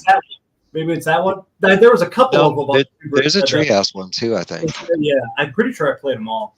Because on Nintendo, I want to say like regular Nintendo, I think we had like 3 or 4. One was just a direct arcade because it was in the arcade at first, and then it became a direct in the Nintendo port from the arcade. I remember Bart versus the Space Mutants. Yeah. That was NES. Yeah, that was earlier, wasn't Bart it? and the Radioactive Man, that was NES. And Krusty's Funhouse, that was NES. I love that game. I had Space Mutants on the Commodore 64, I think. It was really early. It was on Master System too. It was could have really been Master System that I had it then. Yeah, could have been. But I want to say on Super Nintendo, I want to say we only had 2 Simpson games. It was Bart's Nightmare, and then. Did anybody play? Did anybody play Pitfall? Pitfall: The Mind Adventure on Super Nintendo? I did, but screw that game. Yeah. I just got tired of Pitfall. Like. I remember liking Pitfall to it, like even Atari Pitfall, but it just I don't know. There's something about it where it just gets boring really quick. Like running across the stream, alligator, rope, grab the vine. Yeah. Another one that I like playing for Super Nintendo. It's a game called Darius Twin, and what threw me off was when I got my mini Sega. It had a game on there called Darius. I don't know if it's connected or not, but Darius Twin was kind of like. Gradius and all those where you had your ship and you got your power-ups and all your enemy ships at the end were like based on fish. They're like all different types of fish, but it was pretty cool. I mean, it was a fun little game. And another favorite of mine was Blackthorn. I love Blackthorn. Blackthorn was pretty good. I thought if I'm not mistaken, that might have been George Lucas. Like his I don't remember. It might have been like Lucas Games. Blizzard did Blackthorn. Oh, that's what it is. Yeah. That's what it is. It's Blizzard. It's early. And I forgot there was a Tron game. The only Tron I remember was for like in television, man, where it was like Tron's Deadly Discs. The arcade. Mike, I didn't mean to interrupt you. You was just to say something. No, I was commenting on that. The only one I can remember is Tron, the arcade game, until later on. Man, what was gonna? Oh, and we were talking about it earlier, but Doom, Super Nintendo. I mean, and for a lot of people, that was the first time they got to play it because a lot of people didn't have PCs back then. There was a version of Prince of Persia on Super Nintendo as well. I do look because that's a game I really miss. I don't know how many people played the original Prince of Persia. Played them all, and they ruined that franchise, bro. It's not. No. Okay, hold on. Because there's a difference. Because most people don't know about this. It's older than console games. Is Prince of Persia, and the original was a side-scrolling. It was very bloody. Yes, it's still like, come on, man. We don't want that Prince of Persia, dude. We want the one we got originally. The first core 3 as a kid. They were I've never liked those Prince of Persia. The time travel ones, those were so good. When I saw the Persia game, I was so hyped, and then they showed the side scroller, and I was like. Originally, Prince of Persia was like Aladdin. It had, Aladdin minus magic. It had no magic. With a whole lot of bloodier. Yeah, it had. It was just basically a violent, like side scroller. Yeah, yes, it was a lot like Assassin's Creed. Right. And of course, as far as racing games go, the one they mentioned earlier about Kyle Petty, was it No Fear Racing? No Fear or something, yeah. Yeah. That and my favorite racing game was Top Gear. I love playing Top Gear, but I didn't really play a lot of racing games. Gran Turismo, man. PS1, PS2. Oh yeah. I have a question. Mario Kart. Yeah. If you could go back to when you were a kid, like right now, and play one game with your friends that you were, like what game would you play? Easy. I got you. I'll go first. It's easily picked. Halo. Original Halo when you could console. No. Okay. Super Nintendo? Sorry. Super Nintendo? All right, you go first. You go first, too. SNES games. NBA Jam. I love that game. Boom shakalaka. Exactly. That was so much fun playing it with my mates. I loved it with the arcade, bro. In the arcade with everybody. Yeah. That was what I rep. Yeah. I don't know if there was like one game that like shocked me or whatever from Super Nintendo. You know what I mean? I'm gonna have to just go back to the Friends time, man. Double Dragon. Yeah. Yeah, it would just be like a game that I really enjoyed, like with friends or something like that. But like even playing for the first time, like Zelda on Super Nintendo, something like that. Like boom shakalaka. You know what the Okay, I love smash the blackboard, and you could do a flip and set it on fire and smash the blackboard. It was amazing. The helicopter jam. Yeah. Boom shakalaka. No, NBA Jam was that. I can't believe Seabizzle hates NBA Jam. Yeah, that's great. I've never met anybody that didn't like the original NBA Jam. Or Blitz, one of the two. Those are all. Yeah. Blitz was good in the beginning. But yeah, if I had to pick one, and I'm going to stick to Super Nintendo, it would be the Avengers because it was great player, and like I never got to finish that freaking game, so I was like, yes, if I go back, I was like, get one of my buddies and like, come on, we're gonna finish this. Mine, if we're picking Super Nintendo, is none because my Super Nintendo when the Super Nintendo came out. It was my best friend because that's when my parents got divorced, and I was the every other weekend kid with my dad, and my dad was a mechanic, an alcoholic farmer. So for 3 days, I'm just with my Super Nintendo chilling. So I didn't really have that like must-play game. Like I was a gamer as soon as I was born, but Halo was my core memory of like my friends, you know. Could you maybe imagine a game that you might want to play with? Dude, no, dude. If it was a game, it would be Lion King. Screw that game. I want to see if I could beat it as an adult. So let me get this straight. You'd go back in the past and play the one game that you know you can't beat. Like it's kind of like I beat it as a kid. I beat almost every Super Nintendo game because like I was. I'm just saying, I want to see if I can still beat it. Durs, next if you ever come to Arkansas, the Lion King is there for you. I got Aladdin and Genesis over here, for Lion King. I'll bring a couple spare controllers to break, so I have those on the side. That's gonna be a Heroes Con, so I can watch all. I'm gonna bring Ninja Turtles. I'll bring all the world's worst games. Turtles, bro. They just had the like classic collection re-released on Xbox. I just 100%ed that, so I'm ready to go on that. Mike, All right, you so you going to Heroes? Yeah. Yeah. Are you? Damn. Yeah. Heroes Combat. Con. Everybody but me. That's the plan. I won't be there. And either. hotel and plane. I mean, at this point, there's not too much that can stop me from coming. I I just got did a okay. little bit of googling. Do you remember Rock and Roll Racing? Yes, I do. That I was a haven't. good game. I haven't thought about that game in With the raisin guys, like the California raisin guys. no Rock and No. Roll Racing, not racing. Racing. Oh, I remember there being a Super Nintendo with the California raisins guy. You know what? Yeah, There yeah, I is. think I you're remember right that. as well. There Yeah. was. Man, That's they were trademark heavy during that day because we got like a Noids from Domino's Pizza game. We got what- like yeah. got a Wow. McDonald's game on Nintendo. We got like Spot on Genesis. We got Yeah, from 7-Up. There was a Fido Dido game. Oh, we got Pepsi Man on Got, PS1. God, Pepsi Man, why? never released. Cool What was Spot that? was interesting because Cool Spot Oh yeah, cool spot. was the mascot for 7-Up in the US, right? Yeah. Yeah, so in the UK, not the same thing, but we still got Cool Spot as a game, which is a weird thing because we'd had a character called Fido Dido over here on 7-Up, and he had a game that was fully developed apparently, but never was released, which is a weird sort of bit of trivia for me. I was trying to think. We had a couple different like. I was sitting there going back to the question. If I was going to pick a game, it'd either be Turtles 4 or Mario Kart. Well, Turtles 4 was a big one. It's quick to beat though.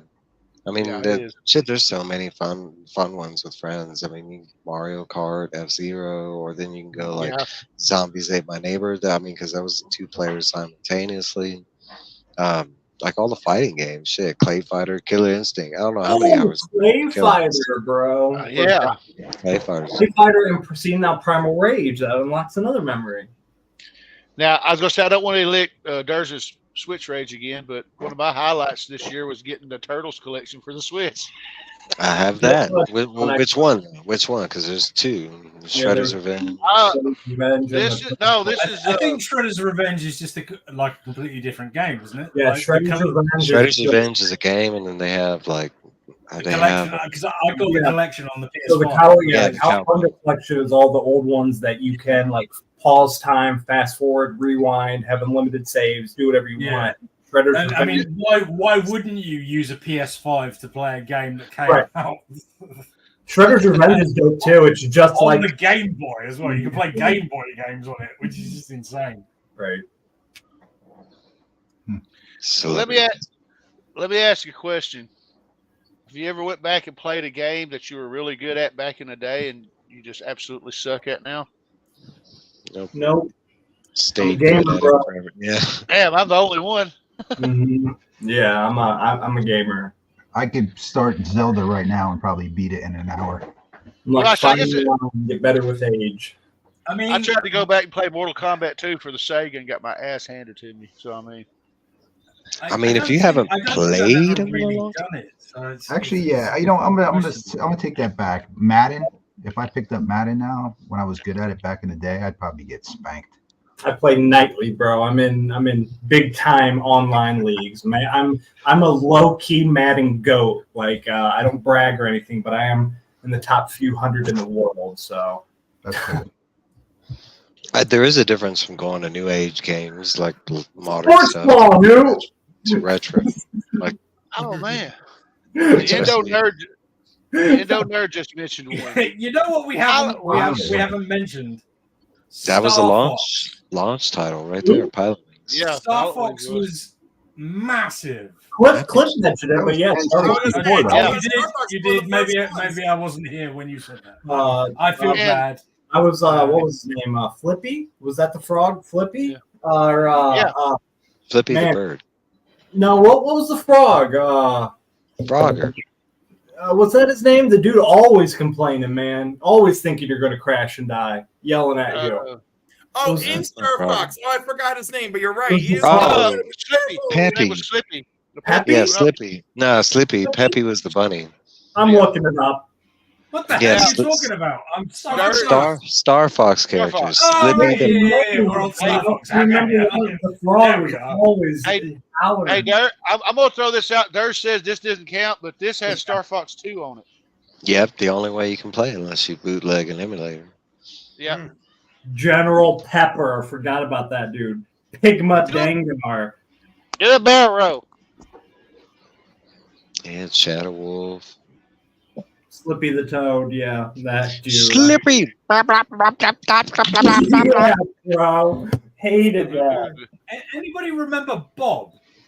Huh? Yeah, the Bobcat, like the side scroll. No. It was like a little blob that bounced around, had little eyeballs.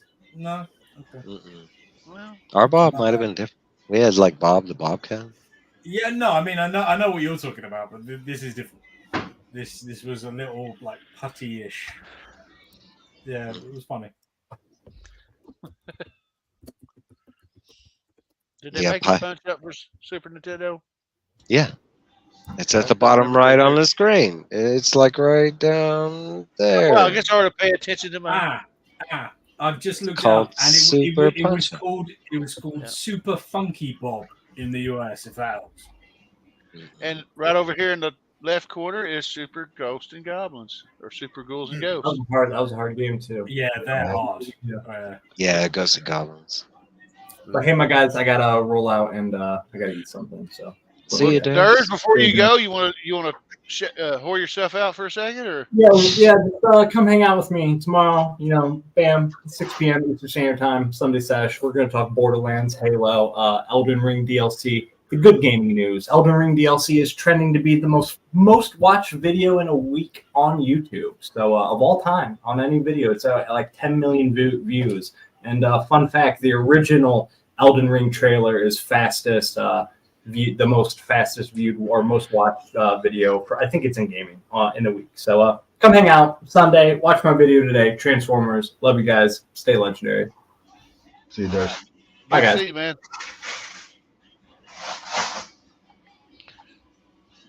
All right, so back to Super Nintendo. So what was the longest game that y'all have ever spent some time on a Super Nintendo game?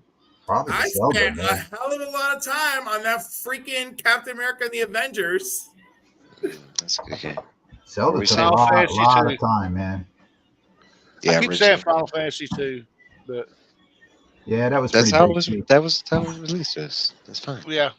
You know what? Like probably something like Super Metroid or Zelda. I don't really. I can't remember specifically spending a really long time on anything.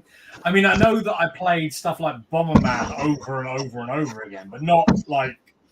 No, I'm talking about like to beat the game or whatever. Yeah. To beat the game, like probably something like Super Metroid. No Chrono Trigger.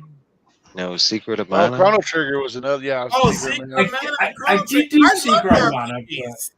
I don't remember how long it took. No, like I couldn't tell you whether I did. Yeah, I don't remember the specifics on that.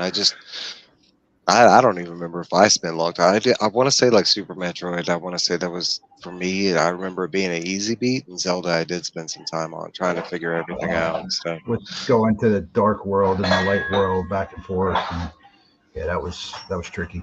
I want to say by Super Nintendo, it got a little easier because we didn't just have like Nintendo Pro, we had like Gamer Pro, we had like I want to say like we had a little extra like cheats and stuff. Yeah. We're going back to Final Fantasy 2. I remember me and my buddy was taking turns. We were trying to beat it together, and there was a part of the game where we had to fight these three sisters. They were like the Delta sisters. I forgot what they were called. And man, it took us weeks to get past them because we kept getting our asses kicked. Because every time we'd beat one of them, it would regenerate. And we forgot the oldest rule playing RPGs, and that is that the first thing you do is kill the healer. Getting into a fight, like right? Off camera, like I keep hearing. Is this serial killer about to get somebody? I don't know, man. Yeah, I don't know who doesn't hear that. I hear it. So you know what? I gotta apologize. That's me. That's Is it you, Rich? What is that? yeah, that's my son hitting the bag in the background. That's fine. It's just Yeah, as long as it's not like somebody It's good trying to to know. break down your door. Sorry, man. I'll mute myself when I'm not talking. Yeah, no. No, that's fine. I mean, but no, All what right, I'm saying though, it took us weeks to do this, and I forgot the first rule of playing RPGs, which is you kill the healer. So as soon as we killed the healer, we got past it in like 5 minutes. And then you hated yourselves because it took 2 weeks. Yeah, pretty much. And my go-to is always Super Castlevania 4. I love that game, even though it did have Paul Abdul and Fred Astaire. Who cares? I want to say that's actually the game that kind of turned me off, like, because I was a huge Castlevania fan, like 1, 2, and 3, and then we got to Super Castlevania. And I wasn't a big fan that they like made him taller and like there was some aesthetics that I didn't like. There was some that I liked. I liked the whole whip around. Yeah, I love that. Still to this day, I think that's one of the funnest like add-ons they did because you can just sit there with your dude and be like, and he's all like. Well, it blew my mind at one stage. You whip up, you catch this I thing, do and I then do the like whole that. damn room turns. Yeah, they rotated the stage, and I mean, they were getting inventive. That's still a great game. Um, Anybody ever play Org Tactics? Ogre Tactics?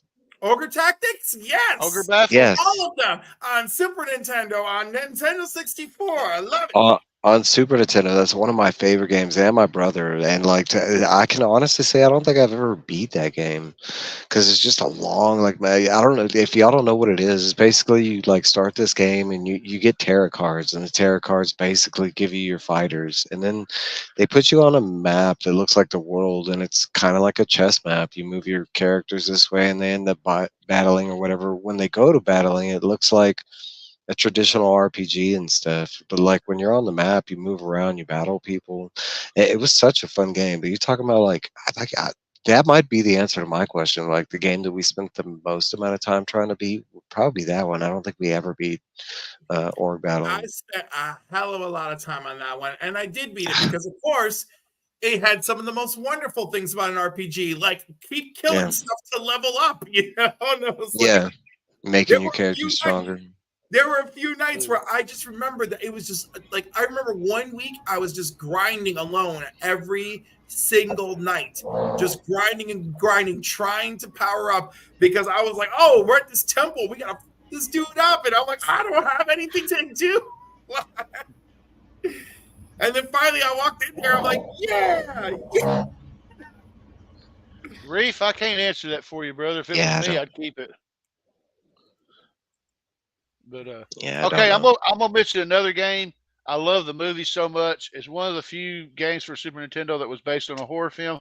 They actually made a Super Nintendo game based on Warlock, the second Warlock movie. I remember seeing that, but I never played it. I mean, I liked it. It wasn't the best game in the world, but I liked it. What did it? It's somewhat new. It's just called Warlock to Armageddon.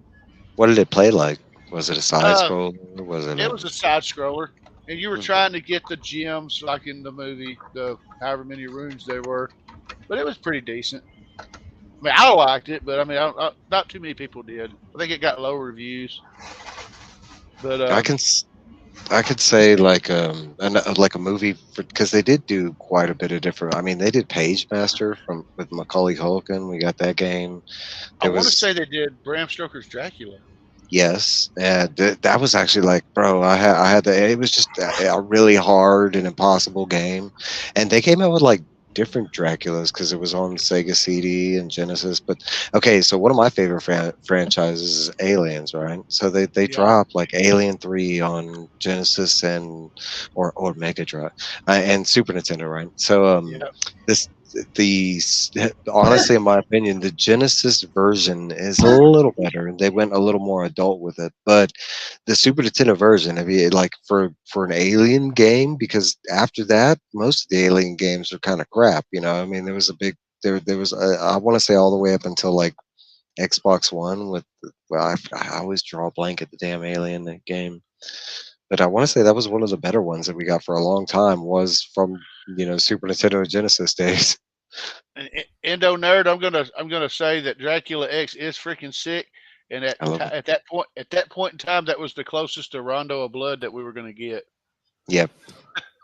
Okay, I've got a game in my head and it's driving me insane because I Legacy cannot of remember what Kain. it's called. Legacy of Kain, yes. That was a good one. What is it, DVH? Go DVH. I love this part. Like it's sort of top down, and they're little commando men that you have to lead around. Are you talking? Like top down, like Zelda, like Sort Bird's Eye, of. Yeah. but more like on a map. Sort of. Okay, It's and what do you do in the game? I'm trying to remember. I think you have to get them from X to Y, sort of thing. You have to move them all in like an army troop. Are you talking about Lemmys? Jackal? No, that was a Jeep. Okay. Yeah, You're that was talking about Nintendo. You're not talking about Lemmings, are you? No, No. I love Lemmings. No. I played the shit out of Lemmings. It's top down. So picture like the original GTA. Yeah, Top Bird's Eye down. View. Sort Yeah. of, and you're. I can picture what you're talking about too, and I can't think what the heck the name I of the game played was. it all the time around a friend's house. I need more can't remember details what because it's I can called. picture a bunch. The original Army Man game played like Run around that. with Yeah, a I little was dot thinking of gun. Army Man. No. Because I feel like was it was it like a Capcom game. Yeah, it might well be. it sounds like the sequel to Bionic Commando because with Bionic Commando Maybe that's what you I'm had thinking that of. big map and then I'm gonna moved keep. I around. didn't know there. Keep Wait, I Googling didn't know 'cause there I was need a to sequel know. to Bionic Commando. Yeah, but it doesn't play the same as the first. It's more like they went more on the strategy side of it. It's kind of like what they did with the original Metal Gear Solid and Snake's Revenge on Nintendo. Because that's another a lot of people don't know. That's where it started. Not on PS1. It started on Nintendo. Endo Nerd, the Contra 3 game that come out, there were some stages where it had like a top view. It did. Yeah, Super Contra and I couldn't remember if Super C had it, but I knew Contra 3 had it. Super C does have that. I think it's like the third level where the whole dynamic of the game changes, and instead of side scrolling, you literally it goes into 3D and you go up. Okay. Up, But I Then may be there's getting that- them mixed up. right. It may There's be that. Select start. There's that. Yeah. The Konami code. I love the Konami code. I use the shit out of that code. Oh man. And it worked on so many things. It did up until like I They want to switched say. it a little bit with Super C. They made it like something at the end changed a little bit, but it was similar. Well, okay, so after like I want to say it was 64, they started doing it. But if you kept using the Konami code over the years as it progressed, it got worse for you. Instead of giving you like 99 lives, now I'd like take away lives. We started the game with like -1. So if you die, that they were like at a certain point, it became like a trolling thing. There's one game I vaguely remember. If you put in the code, you got a random something. So either it was a boost or something terrible. But like if it was terrible, you reset the game and you did it again until you got something good. That sounds like the later versions. Yeah. Because on NES and Super Nintendo, I want to say the Konami code gave you nothing but good things. Like it was all like extra lives or stage select or Infinite like life, infinite stuff like that. But I want to say it's either like PS1 generation or 64 generation is when they started like trolling people for using the Konami code. At that point, they were like, "Okay, we gave y'all like 20 years. This is."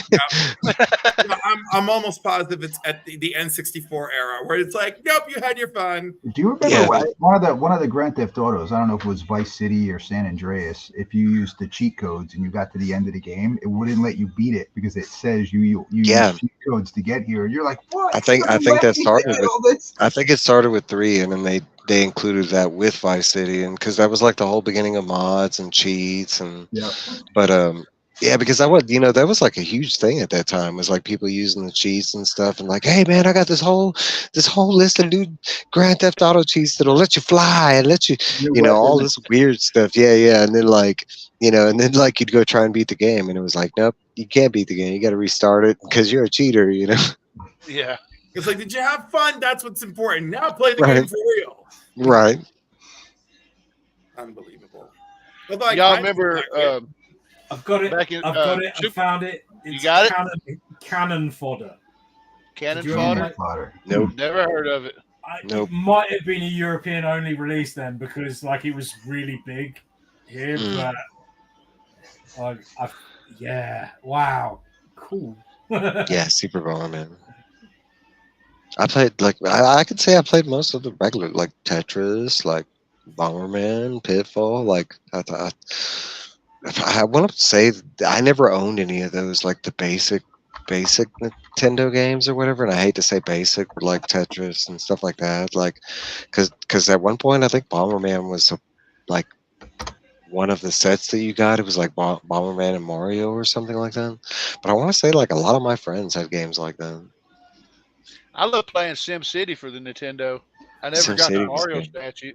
Boner Jams, what's up? I think I played it for Super Nintendo, man. I used to just let that Yeah, Super leave it on Nintendo. and let it run like overnight while I was sleeping to see if I like got money and stuff from it. But I usually ended up getting destroyed by something. Yeah, it'd be all like a hurricane or some Yeah. weird shit. Dinosaurs. Like, why dinosaurs? And that's what I always thought was funny was in the other Super Sim City versions you got like Godzilla or something, but in the Nintendo you Yeah. got Bowser. Spaceship, right? Would destroy you or something. You got like aliens. UFO Yeah, it was or like something would come. yeah, it was like. I do remember on PC. Well, that was like Choplifter. Who remembers Choplifter? I do. Like, did anybody play Choplifter? Oh man, I love that game. Okay, so the game is side scrolling, but you just play a helicopter. You start on a pad, and the whole point of the game, you like fly up, and you have to, it basically like flies like this. And as you go along, you just rescue people. That's all you're supposed to be doing. You can kill stuff along the way, but you literally have to like go and save people and bring them back. Okay, so like a lot of people don't know this, but that's actually one of the first games where Superman was featured. It's actually an Easter egg. If you do like this weird thing where you stay attacking too long, like instead of like planes and the military fighting you, they literally call Superman to come destroy your helicopter and you like crash down. But, but that was a I think Choplifter's from Master System 1. Wow, Like that's how old that. Leisure Shoot Larry. They never had that on Super Nintendo. Get out of here. I think they actually had that for the Nintendo, I think. Nah, not Leisure Suit Larry. That I don't think that was out on the Nintendo. No, I mean, PC. It was that era. It was that era. It was like it was that era. I had it on the Commodore 64. And I want to. That may have been it. If I had to say like Leisure Suit Larry, like for Super Nintendo era, would have been like part 4 or 5, like the later. It was already. Because Sierra days from PC, man, I love Sierra games. I don't know how many people know a lot of Sierra games. I love Sierra, King's Quest, King's Quest, Police Quest. You got Mother Goose. Man, they made a whole bunch. But yeah, that was like early, for us. I don't know how it was UK, but that was like early Nintendo days. All right, guys, I got to drop out, man. Well, Rich, you want to advertise yourself before you go, or? Sure. I mean, I don't have anything crazy coming up, but I am doing another double hop video where I sandwich some peroxide papers together to take some stains out of a book. But this time I'm gonna be taking the cover off a book and doing just the cover, try to get some stains out. All those videos, you keep me in freaking like this. You, Jerry, also, I'm like every time, I'm like, oh my god, what are you doing? What's that cream you're putting on the paper? You know what's funny, man? Before I even got on YouTube, I started watching Jerry's pressing videos, and that's what made me go out and get a press. Watching Jerry, I'm like, man, I could do this. So that was probably 5 years ago. It was before COVID. More power to you, man. And then you keep seeing other stuff, and you're like, man, I got to try that. But listen, the double hop thing, don't take that lightly. It took me 10 tries before I did it, because I ruined a couple books in the process. So luckily they weren't anything important. But I got a Silver Age Batman that's got some staining in it. I don't want to destroy the spine at the same time, so I'm going to try to detach it and do it that way. But that's about all I got, man. Thanks for having me on, man. I love hanging with you guys, man. It's been real. I'll see you guys next time. See you next time, brother. All right, so back to the video games. I don't know. I'm trying to think. Yeah, my mind's getting. I'm trying to find out whether Cannon Fodder was only made for the UK or not. It came out in '94 by Sensible Software and Virgin Interactive. We did have Virgin. Yep. Because that's who made that Spot game and Yeah, it came out on the Amiga, Mega Drive, SNES, Jaguar, 3DO, and Game Boy Color. We had to have got it. Maybe, are you sure it was called Cannon Fodder for us, or you don't know? I mean, it hasn't said that they changed the name on their wiki. I'm intrigued. Oh, I'm intrigued. Kind of sounds like an earlier version of Worms. Did you ever play Worms? Yeah. But that wasn't like, this was more of a not first person shooter, but it was a shooter at the same time as being you said it was top down. Yeah. So it's seared into my memory, but I haven't played it in. Ooh, Red Alert! My brother loves Red Alert. Forever. Command and Conquer. Yeah. Yeah, like instead of. Go ahead. No, I was just gonna say, I was like, I was such a loner that like I was drawn to the RPGs because, you know, me like having a buddy over to play video games was like the gaps were like this. So on a rare occasion, I was like, oh, a multiplayer game, Captain America and the Avengers. Let's try this again. I think Super Street Fighter Turbo. Anyone who came over, like it was like that. And then when I got the N64, I had to have, even though I didn't play it that much, I had to have 007, or that was it. GoldenEye is GoldenEye. Good lord! Like, if you didn't have that, you were out. Your friend, there was zero friendships left. Yeah, Endo, we talked about the Super Scope earlier. I was going to point out that like a big game for me for Sega, not so much Super Nintendo. There was a Wolverine game called Adamantium Rage, and believe it or not, the Super Nintendo version was different than the Sega version. Yeah, it was. Yeah, and I love it. Okay, well, we also got the 2 X-Men games that were released on Super Nintendo, and then we also got the 2 that were released on Mega Drive or Genesis. What was the 2 on Genesis were better. Oh, we had it was just called Marvel Superheroes, I think, and that was the first like kind of fighting game. What was you gonna say, Cliff?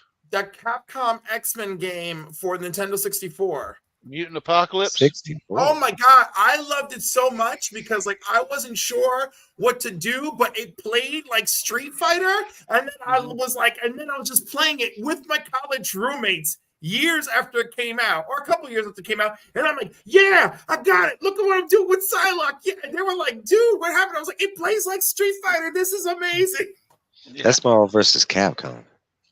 No, this is Mutant Apocalypse. If you did the little down forward button. And every beat 'em up I've played since Street Fighter and Mortal Kombat, I essentially do the same button movements. And they pretty much have this.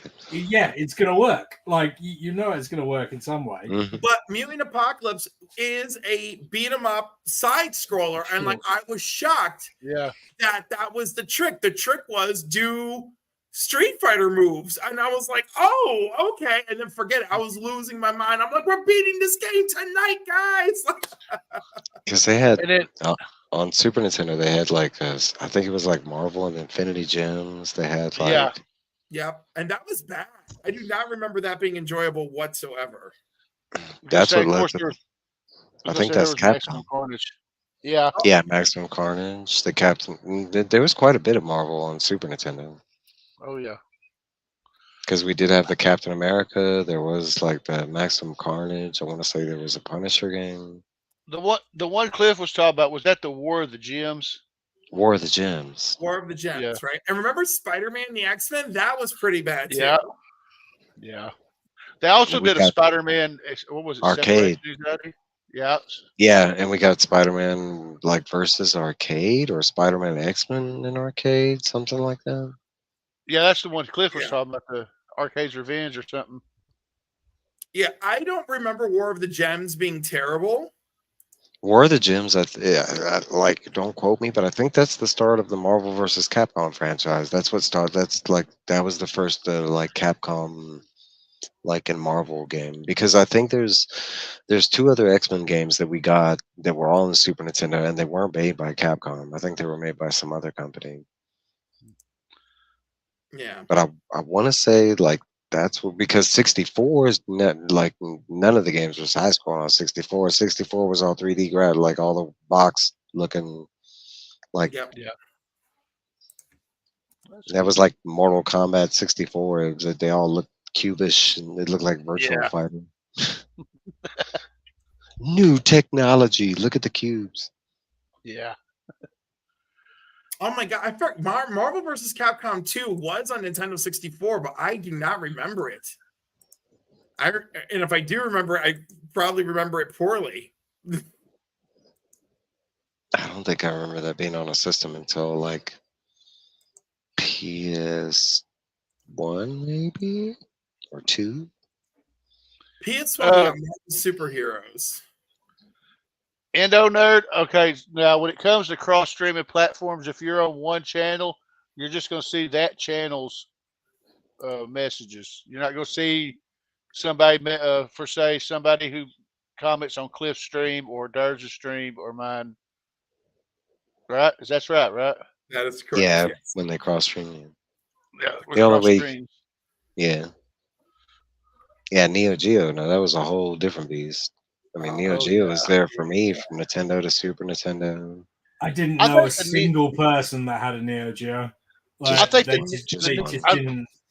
I was going to say, I think the Neo Geo had a great concept in theory, but it just wasn't. I don't know, was it applied correctly or? Well, it was expensive. Yeah, it was the issue, expensive. like- It was like triple the cost of all the other like at home. Did anybody have a Jaguar? No, I didn't have a Jaguar. I did.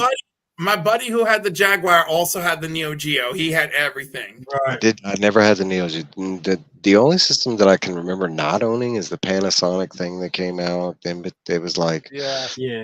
and I think it was called the 3D or whatever. 3DO? We never, Yeah. we never had that, and we never had the like any kind of Neo Geo cabinet because they've made several over the years. Was but it like, the Neo Geo one where you plugged in your little thing in the arcade? You could come home Yeah. and plug it in, continue. Yeah. Again, only the rich kid in class had it. The Yeah, one rich yeah. boy. I only had one friend that had that, and honestly, like, and not he was a drug dealer. He was and he was like cartel drug dealer, not like low level. Right. Yeah, I was gonna say I never had a Neo Geo or 3DO, but hell, I didn't even We had have a Jaguar. Dreamcast or a Saturn. But I didn't have a saw Jaguar either. once in a shop. That's the only time I've seen a Jaguar. We actually had fun on the Jaguar. Like a lot of people talk shit about it, but like I mean, and the controller was really weird, but still, how you played it, it still worked the same function. I mean, it was just the big bottom part was on the bottom. So I mean, the controller part. I can remember when Alien versus Yes, Predator came that's the out. game. Yeah. Oh, it was Like, so good. the hype was real, man. Like everybody was up for it. And then it came out, and everybody was like, "Yeah, it's not good." It was good for that time. It was good for that time. I remember that being one of the ones. I mean, there was some, like I want to say that it was like the darkness was a big factor in that game because everything was green. It was like green and black, like no.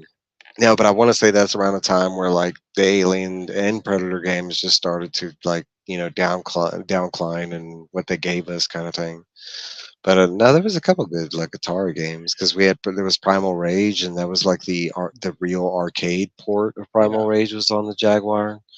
I think that's the reason why we bought the stupid system was Primal Rage. I'm gonna be honest, I never had a Primal Rage would be the Jaguar, reason. but I always considered getting one because I knew they had a Highlander game for it. That Oh, I I don't didn't know about that. That's Yeah. interesting.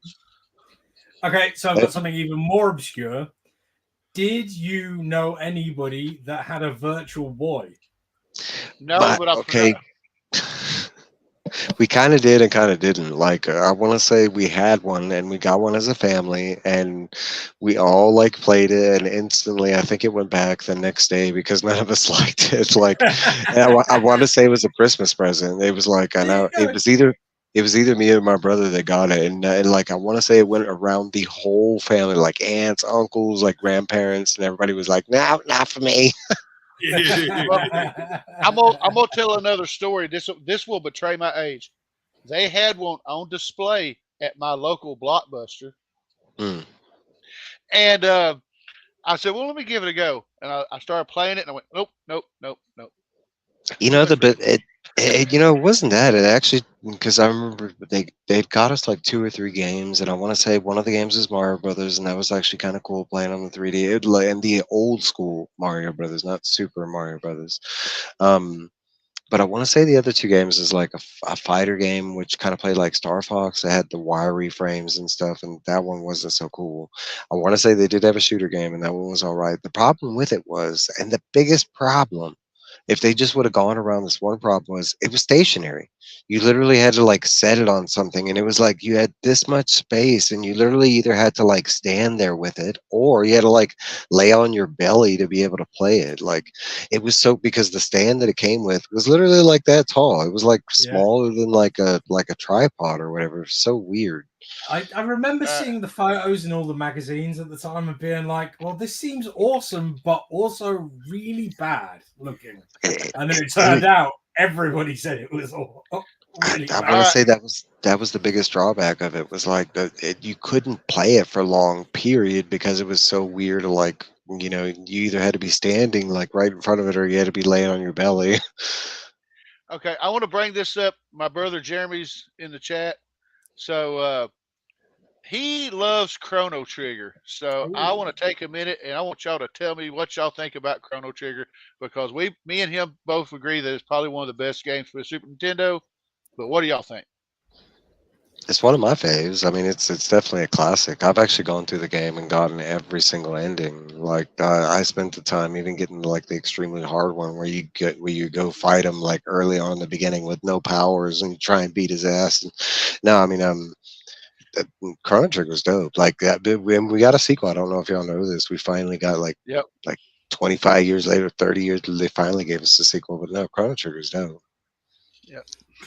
It took 5 billion years, but there you go. Yeah, exactly. Yeah. I know that I played it. I can't remember a damn thing about it, honestly. Like it's like I know what it was and everything, but I know somebody because I don't think it was released here. That would be the first thing. I think one of my friends had to import it, and because your cartridges were different, so they had to get the adapter thing to get it to play. I think either that or whether it was Secret of Mana. I don't know.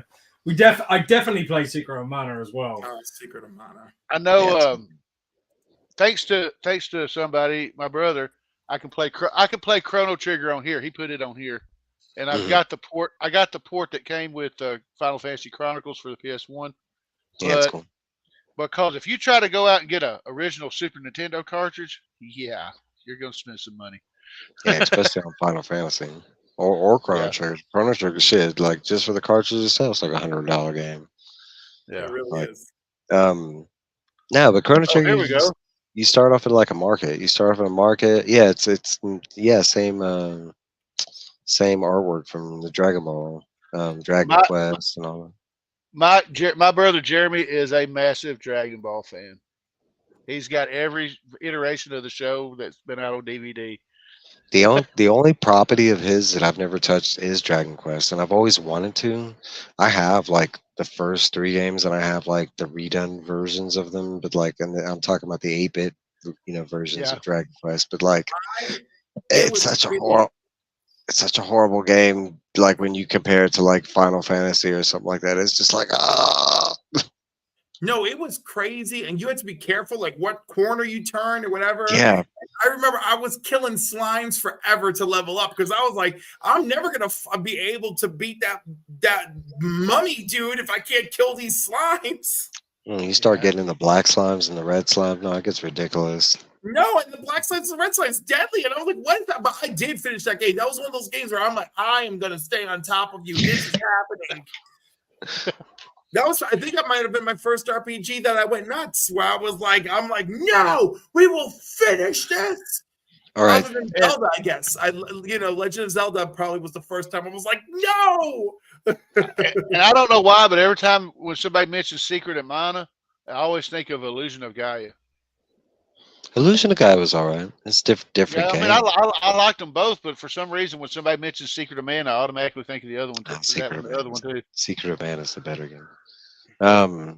What do you call it? All right, so one that no one brought up, and I can't believe no one brought up this game because I Was I fixing to bring it up? I don't know, but I'm gonna beat you to it. But nobody, including Durs and Rich, nobody brought up this game. But Donkey Kong Country. No, none of y'all played that. Yeah.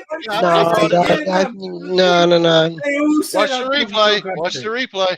Yeah, watch the replay. Like, it's definitely brought up. I'm not messing with you. All right, so like none of y'all spent any time on those games. Like Diddy's. I mean, you're talking about on Super Nintendo. We got 3 games. The first game, I played the hell out of that game. Like it was the thorn levels in 2 still give me PTSD. But like it was one of those games where like I always felt like I tried a little harder, I got a little better, I kept going, and like it wasn't like that damn Sega Genesis Lion King game. I mean that one. You want to talk about PTSD? That one is the ultimate nightmare childhood game. It's like Simba will not live to be king because this game is too damn hard. It's not happening. They might as well call it. What was his name? The villain uncle Scar. Yeah, they might as well call it Scar Wins or Scar's Revenge or Scar beats your ass. Scar gonna whoop your candy ass. Scar takes your virginity. Yes, your mental virginity. Scars gay ass scars you for life. Like that really. Scars you for life. I get it. Because I was like, I can't get out of this pit. I'm getting run over all the time. Be like, wait a minute. Why did this game come with a tube of lotion? Because you about to get screwed. Yes, for real. It works. Oh, I forgot to point out the stuff I did. I adopted a little dog. Oh. Stitch. Yeah. Had to keep. Trying to think if there's any other Super Nintendo. But I was going to mention Earthbound. Earthbound's great. Oh man, I can't believe I didn't talk about that. Yeah, nobody talked about Earthbound that I know of. Mother, I love that. I forgot who it was. Somebody mentioned it in the chat, but I love that whole franchise. The only one I haven't played is Mother 3, and I'm hoping that they announced it for the Japanese Switch, but they didn't announce it for us. But I recently went back and played like the NES first one, which is called Mother, and then Earthbound. But Earthbound is such a weird and crazy ass game. It's so fun. Yeah. I'm looking at it and I'm having very weird flashbacks. Did they make Lethal Enforcers for the Super Nintendo? I knew they made it for Sega. I want to say yes. It feels like it. Like I want to say that was one of the light games we did, because there was quite a bit of light games, because we had those like red and it wasn't just Super Scope. Yeah. I forgot Ness was in Earthbound, but I remember playing his game afterwards. Most people know him from Smash, from Super Smash Bros. No, that would be now, but I know him from way back when you're like running around that little neighborhood trying to do stuff. Yeah, that's Earthbound. Yeah, that game is hard as hell, but it's weird. It's weird as hell too, because it's like the enemies in the game is like hobo with a stick, or UFO or robot man. Actually, the robots in the game are the things you should stay away from. But like at the end of the game, you fight like some weird fetus. Like that's the end boss. It's a weird ass game. It was a weird ass game. And I did play a few wrestling games, but there wasn't that many. Oh, I did too. Actually, during that time, I was playing. What the hell? You can't do that. No. Whoa! Wait a minute. That's like DVH reveal. Oh my goodness. That was not DVH. That was some other dude. Yeah. Maybe it was a different Mao. Please adjust your. See, there you go. You? Oh, there he is. Who are you? Where's DVH? Oh, there you are. In this case, do adjust your TV set. Something was wrong. I've been thinking about doing that for ages. You should come on, you should get on your wife's account or something like that, and just pop off with a regular, random YouTube name, like Mr. B or Mr. D or some shit like that, and then just hop on someone's when they put the link in the chat. It just come on without the makeup. Be like, who the fuck is that guy? Just have a t-shirt Right. on. Go, No makeup. How about a regular, some kind of Yeah. t-shirt? I love it. You Yeah. know, and just Oh, See man. how long I Show can keep up show an up for accent. nerves. Like I just do my best American accent and see how long I can sort of. Be like, hey, Mike, how's it going? April Fool's Day. April 1st is around the corner, baby. Do it then. That is true. I was gonna say that when somebody said something, be like, "Oh man, that sucks." You just stick to the American catchphrases. I like bubble gum. What was it? What was it? That I got shotguns and whiskey. Remember in Godzilla with the. What was that episode of Frasier where they're coming through the Canadian border and Daphne slept on the way in, but coming back they get pulled over, and she's like, "I only know how to say one thing in American," and and the guy keeps talking to her, and she's like, "Sure, Sure. Yeah, I do remember that episode." Oh my god! So, what are some games? We went through a laundry list of games, but what are the games that made y'all break your controllers? I'm not that gamer. Yeah, I'm not. No, I did. Oh, on the SNES game. On the SNES game, I definitely did it, but I'm just trying to remember what it was. I would just quit. I can remember quit. literally wrapping it around my bedpost, going because I had like a thick wooden bedpost on each end of the bed. I can remember just going ape on it because of the game. What was it? Oh no, I was livid. I remember playing Top Gear, and I was on the last race, and I was finally fixing to beat it for the first time ever, and at the last second, this car came out of nowhere and won, and it was game over. I literally jerked the controller out of my head, out of the system, wrapped a cord around my hand, and beat it against the floor, and then threw it up against the wall, and it shattered into pieces. Nah, I've never been that type of gamer where I took my rage out like in real life. But back then, Super Nintendo controllers were $6. So I mean, yeah, it's true. Not like they are nowadays. I was like 11. Yeah. No. Was a little bit off the. I was gonna say nowadays, I don't break controllers because they're I will say I quit some games. There were a bunch of games that, like, if I felt like they were impossible to beat or whatever, I'd be like, nope. I mean, but I'm the type of gamer that would like that's like, on Elden Ring's a modern game, like trying to beat one of the bosses in the game. I must have spent like 20 hours just trying to beat this one specific boss. I get real dedicated and I'll stick with it until like, yeah. Well, I was gonna say nowadays. Now, if I get angry playing the game, I'll just go, take a deep breath, turn off the system. I'll come back to it. Yeah, it's the best thing to do. Nah, but when we were younger, you can't fault yourself for that. If you were, if you. Oh, I would get. Have you heard the context of my video game stories? I cleared out my savings to buy Ninja Turtles for NES. Right? I broke my piggy banks one day to go to Walmart to buy my first Super Nintendo. No, there's context there. And I would get upset and I would just put it down because I'm like, I can't afford to break any of this stuff. I was like, it'll take me forever to go something. That's closer to my heart. I never got a replacement for that controller. It's still dead to this day. Like, do you know how many of my friends, they're like, oh, you're coming over, we're gonna play blah blah blah, bring your controller, and I'm like, oh my god, because that was it. They would break their stuff, and like, dude, it was like, well, those controllers are $30 to replace. It's like, to be fair, I think the one that I broke was the third party version that I had obviously on the D-pad, you have like the cross. Well, on this one, it was turned to the side. So it didn't even. I do.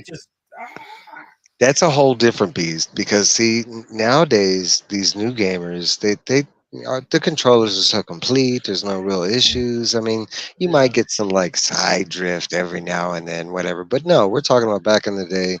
You would get a controller and it'd be a brand new controller and it might have some weird ass shit going on with it in the get go. Like, I mean, they were still kind of like mapping and working things out. I remember like Atari sticks. Who remembers Atari sticks, right? And just like that shit just didn't move in that corner. You had to go, move around.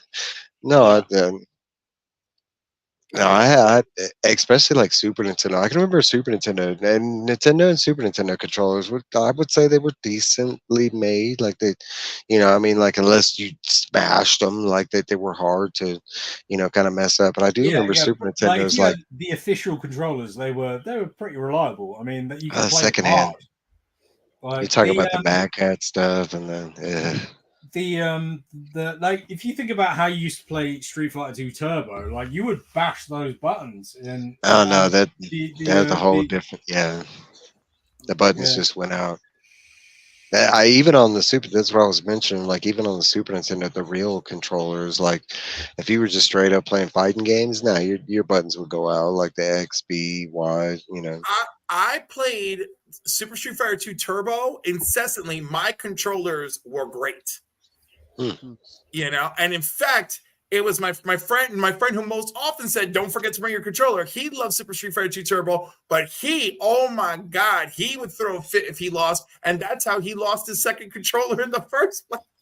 I want to say from remembrance, for me, it was because I was a bigger Mega Drive or Genesis fan over Super Nintendo. I like both systems, and I didn't have the drawback like where I couldn't play either. But as I remember it, like Genesis had more their controllers were faulty. Like compared, that was like the one drawback. I remember like Genesis controllers, like, and it wasn't even the first option that we got because the first option just had the ABC.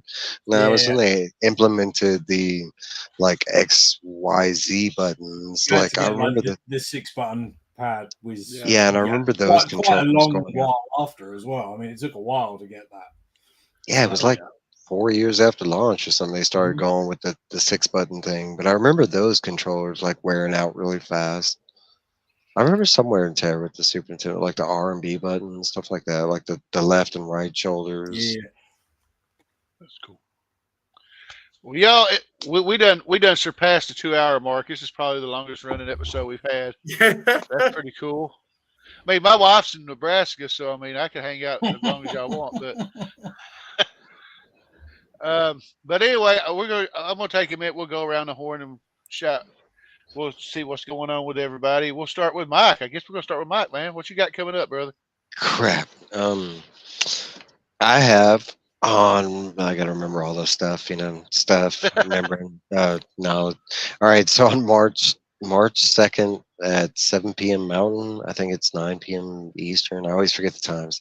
But we're doing our part 2 of the Stephen King read-along live discussion where you can come along and talk about the book. We're reading pages 179 to the end, or Lady of Shadows to the end of the book. But yeah, come by and talk to us. You love Stephen King or love Dark Tower. But me and Trev on Sunday nights at 8 p.m. Mountain, 9 p.m. Central. I always forget that. I'm not good with all the damn time zones. That's all. It's pretty hard for me to work out when stuff happens.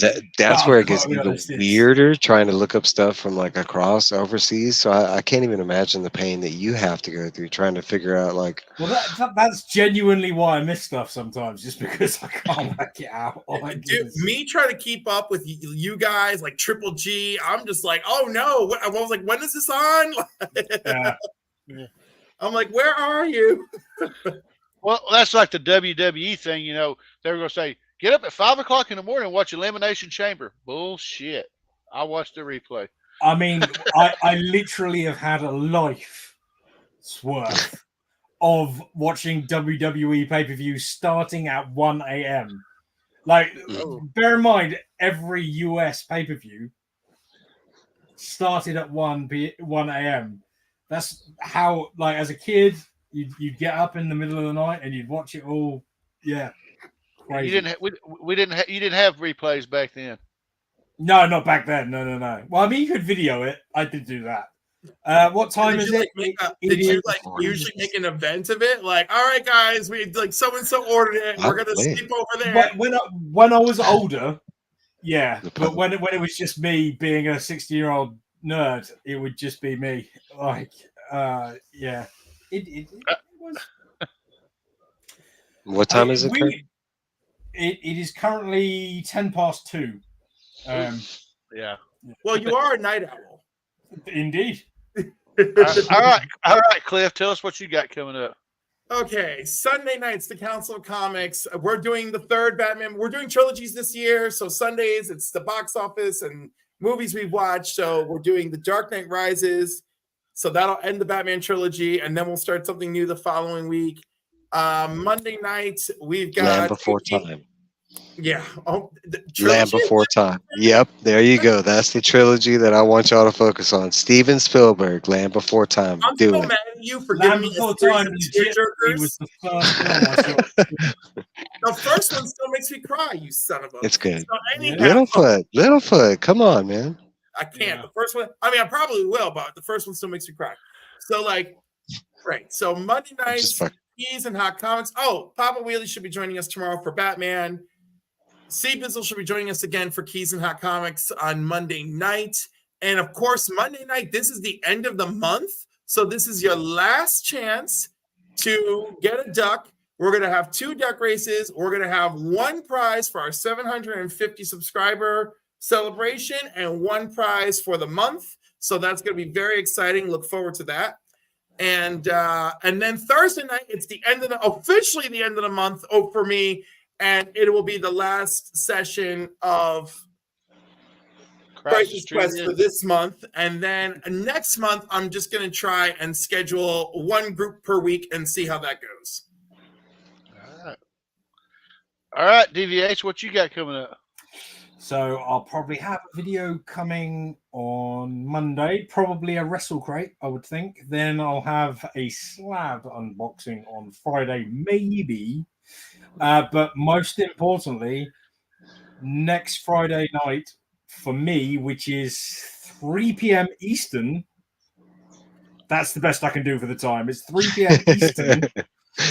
Is Triple G's mental health charity auction / giveaway / raffle sort of drive. So, like, if you're about at 3 p.m. Eastern, whatever time that is, wherever you are, then come over and just be in the chat, because at the end of the day, like, the watch hours, everything that he does there does build up slowly, and we're not talking.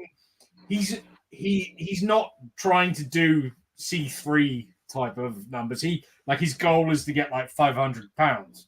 So I think we can do that. It's like small amounts, tick it away, and try and give money back to a charity, which would be great. I'll be there, and hopefully all of you will be, if you're so inclined. Cool.